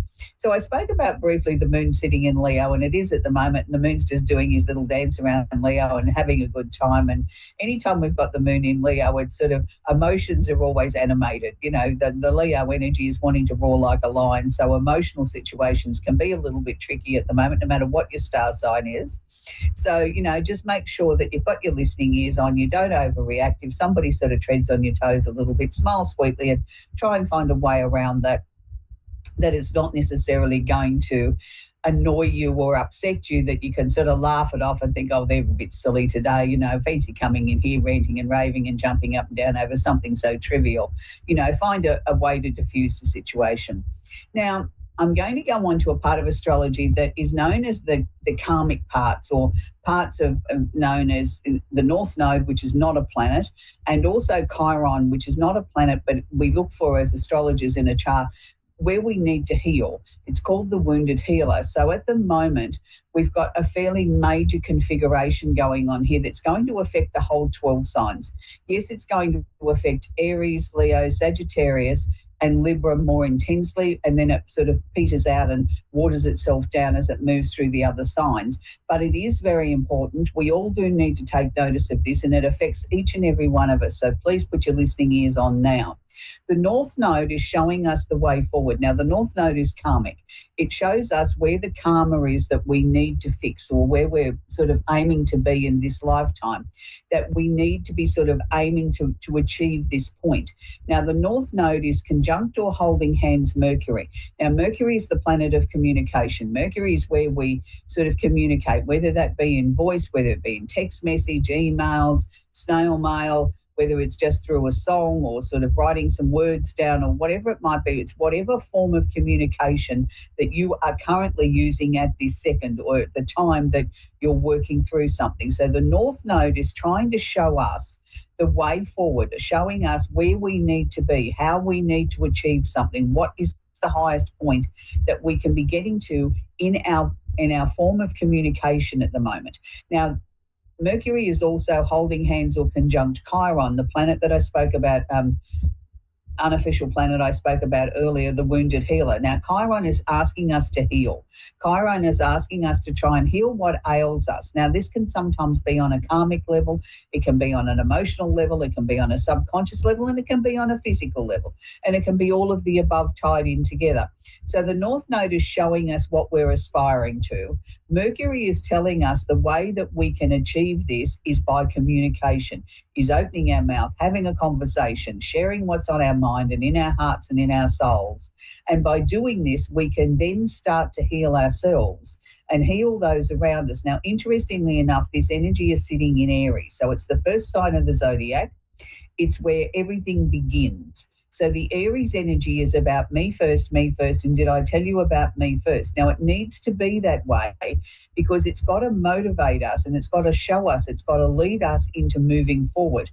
If we didn't have that drive of somebody being the leader and we all sort of step in behind and say, yes, okay, I'm ready to go in that direction because you're showing me the way forward. So this is what's happening here. We're being shown the way forward. We're being shown how to heal.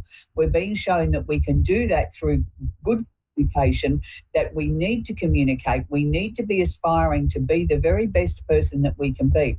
Now, just before I move on to the final part of astrology, I want to sort of share with you communication comes in many forms. Sometimes it can be passive and happy and joyful and light and positive, and other times it can be unhappy. It can be angry, it can be shouting, it can be getting frustrated with people. So they're all forms of communication. I don't suggest the latter.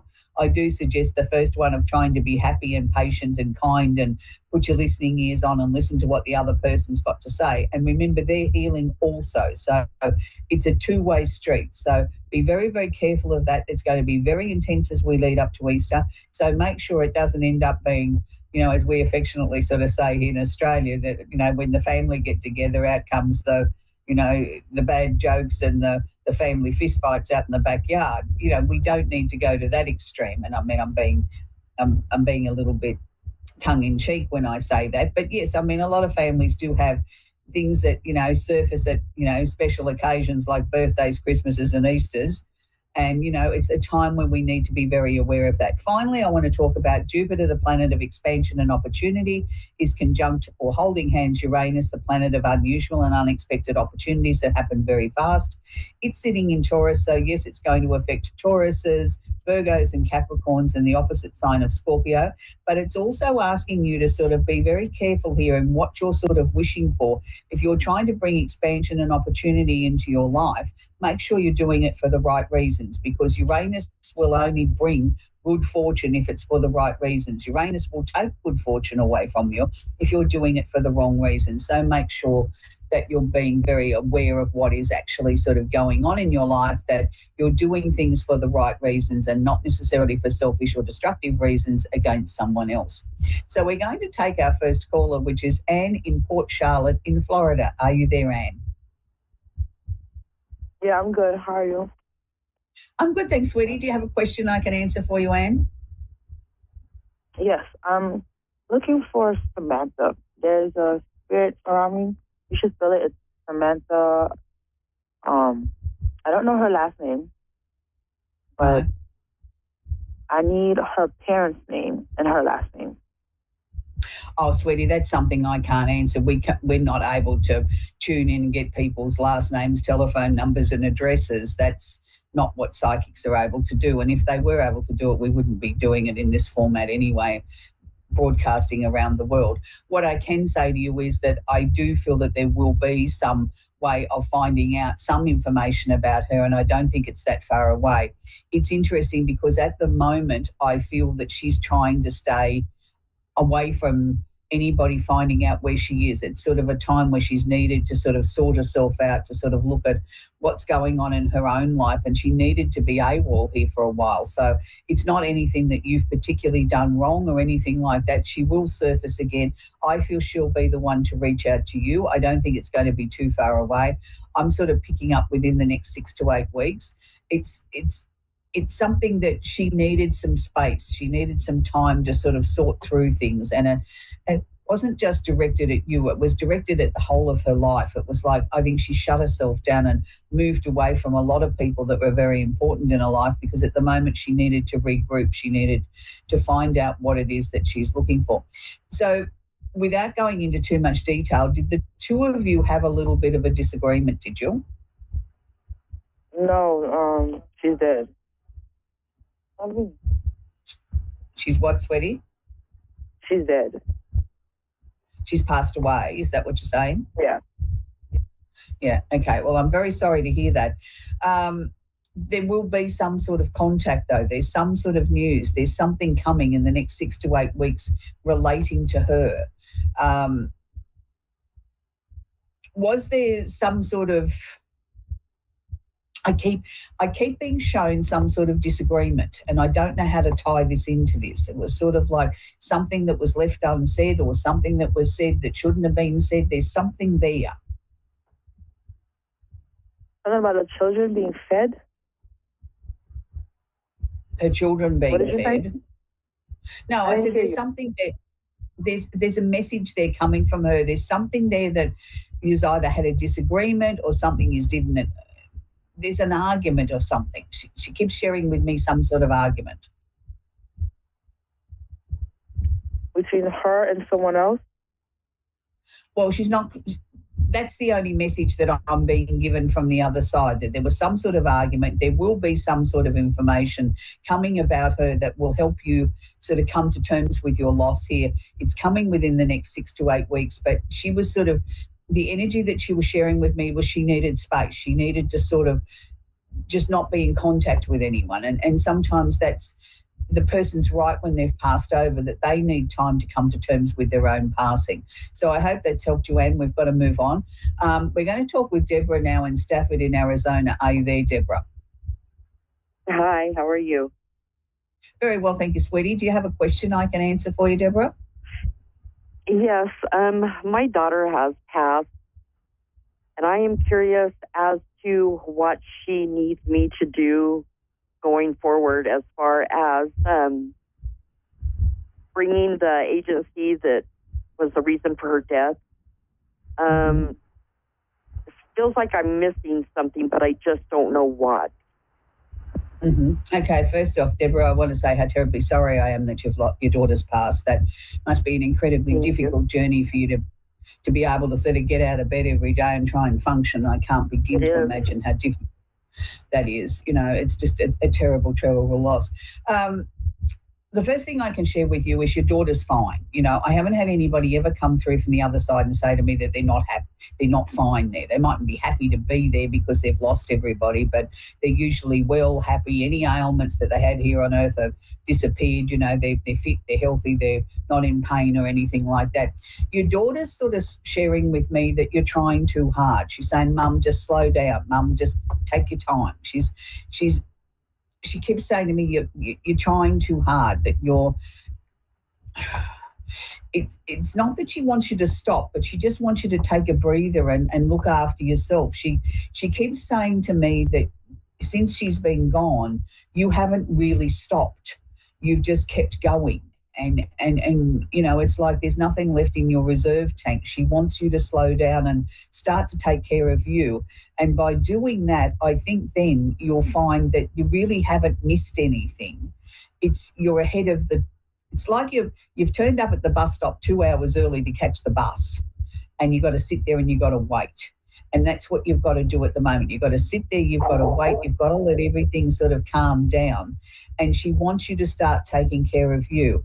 She keeps showing me that the tears are still uncontrollable, aren't they? That, you know, you're still, in a sense, inconceivably, you can't believe it's happened. And I can understand that and I can sympathise with that. But she wants to see you smile again, Mum. That's what she's asking for. She's sort of saying, you know, you're doing an amazing job. You're not missing anything, but please, Mum, take the time for you. She wants you to sort of slow down and not so much enjoy life. It's not so much that, but she wants you to sort of look after you, you know, like it's time for you to sort of get off this treadmill where you're not allowing yourself to breathe even properly. You know, she wants you to sort of calm down a little bit. I don't know whether this is going to be any comfort, but what she's saying to me is that, Mum, I'm an angel. I was there longer than I should have been. So I don't know how that ties in with her passing, but that's what she's sharing with me. And she's showing me that, you know, she's got a beautiful smile on her face. Did she like parties? Did she like balloons? Because she keeps showing me this big bundle of balloons that she keeps letting go of, as if she's sort of saying to me, I'm celebrating, I'm happy, I'm enjoying. With balloons? Yeah, the balloons. There was a big bunch of them. She's let them go like about a balloon release on her birthday every year. Right. Well, she's showing me a great bundle of balloons that she's letting go of. So that's her. Well, you know, sometimes they come through and they give me flowers or hearts or whatever. She gave me these big bundles of balloons to give to you, and then she let them go. Yeah, that's what we do. I think she wants you to celebrate life again. You know, you'll never stop being sad. You'll never stop, missing her, but she wants you to be happy again. She wants you to celebrate life. Remember the good things. Remember the things that she loved. That's really important to her. That I do, it brings me sadness. Oh, of course it does. And sweetie, there's no magic words that I can say that takes the pain away. And when people used to say to me, it only takes time, I'd want to hit somebody if I'd heard that again. But in time it does, you find a place to put it. I don't think you ever get over it, but you find a place to park it. And that, you know, you've got that part of your life that you'll never forget, and the beautiful times that you shared with your daughter. And then you've got life that you get on with in her honour, you know, and that's what she wants you to do. She wants you to live life for her, if you can try that, Mum. I will give it another shot, but Yeah, and she understands your pain and she knows how sad you are, but she wants you to try, even if it's just a little bit, each day, a little bit, to do something that you know that she would love to do, or think of a song or something that made her happy, or, you know, she wants you to take the reins to your life again. She's with you all the time. She sort of sees you. You know, there's been that many times she's come up and she's wrapped her arms around you, trying to stop you from crying, to sort of say to you it's okay. But because you're so locked up in your sadness, and I understand that, you haven't been able to feel that yet. And, you know, that comes in time when the immediate rawness disappears. We then sort of start to feel a different sort of comfort, I suppose, is the way I can put it. And that's what she wants you to be able to feel. But she loves you, she misses you, she sees everything that you're doing, and she just wants you to get those big bunch of balloons and let them go and celebrate life. So if you can try that, it would be amazing. Okay, Deborah, that's where we've got to leave it. We've come to the end of the show. It's really hard when people lose somebody that, you know, we don't know what's right and what's wrong and how to feel or how we shouldn't feel. I've mentioned it many times on this show. The best book I ever found on grief is called On Death and Dying by Dr. Elizabeth Kubler-Ross. Get it in all good libraries, all good bookstores. It's the most amazing book. It helps everybody through any different stage of grief, and she was an expert in this subject. So that's my recommendation for that. So as I said at the beginning of the show, it's been 7 years. I've been today, actually 7 years ago today, I launched here on A1R Psychic Radio, and I'm still proud to be a very major part of this network. I'm not going anywhere. It's not my last show or anything like that. I just thought I'd share that milestone with you because I like sevens. And this week I want to leave you with one of my favourite songs. And here in Australia, we call it our unofficial national anthem. It's a song by one of the most amazing singer-songwriters of our time called John Farnham. And the song's called You're the Voice. And for everybody that's ever heard the song, it has a different meaning for everybody. And it's just always been one of my favourite songs of his since he launched it probably about 30 odd years ago, nearly 40 years ago now. But it's a song that has such meaning. And, you know, we are all the voice. We can stand up. We can be counted. We don't have to sit in silence. You know, we all have something important to share with the world around us. And that's why I chose that song this week to mark my 7th anniversary, because we are all individuals. We all do have a voice, and we do need to stand up and be counted. And what we've got to say is important. Even if it isn't world-shattering, it's important in our little universe. So until next week, bye for now and have a great week. Bye.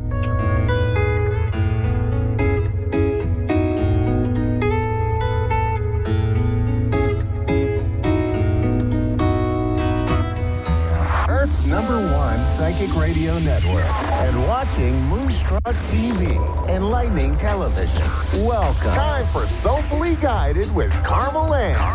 Live from soulfullyguided.com.au. Connect direct. In North America, dial 888-454-2751. In London, 20-3519-2158. In Sydney, dial 02-8488-3147. Or online, contact us through our Facebook page, facebook.com/psychic radio. Or one of our websites, askoneradio.com or moonstruck.tv. This is Soulfully Guided on A1R, the Ask One Radio Network. So hello everyone, and welcome to another week of Soulfully Guided. I'm your host, Carmel Ann, and as always, a huge shout out to our network, A1R Psychic Radio and Moonstruck TV.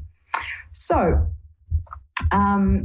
as we're progressing through my hosting experience, I've learned so much from the network and being able to present. And I've found myself trying to navigate out of the stage of trying to rehearse or memorize things or create, you know, things that sort of complicate a simple process as presenting online. But there is, you know, and live to air. So there's a big process about it. For me anyway, in developing my confidence, as you would have heard in Stephanie's story and my story, being Gifted Children, which is the series we're doing today. So we're doing an informative series, and basically I want to say, I'm winging it. I've thought of a topic, but I haven't thought what I'm going to say, and I hope it comes out to you in a non-jumbled and clear way, because obviously I don't know about other hosts, but presenting is...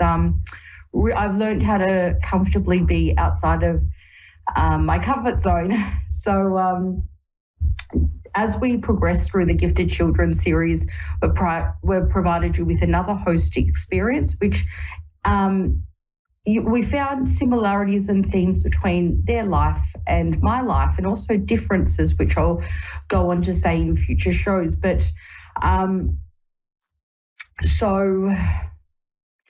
today, what I wanted to do is, you'll notice that the communication lacked now, and the way to communicate with a gifted child, because not everyone is an expert spiritualist, and not even an expert in a modality of spirituality is not going to be an expert of every single type of modality or type of gift there is out there.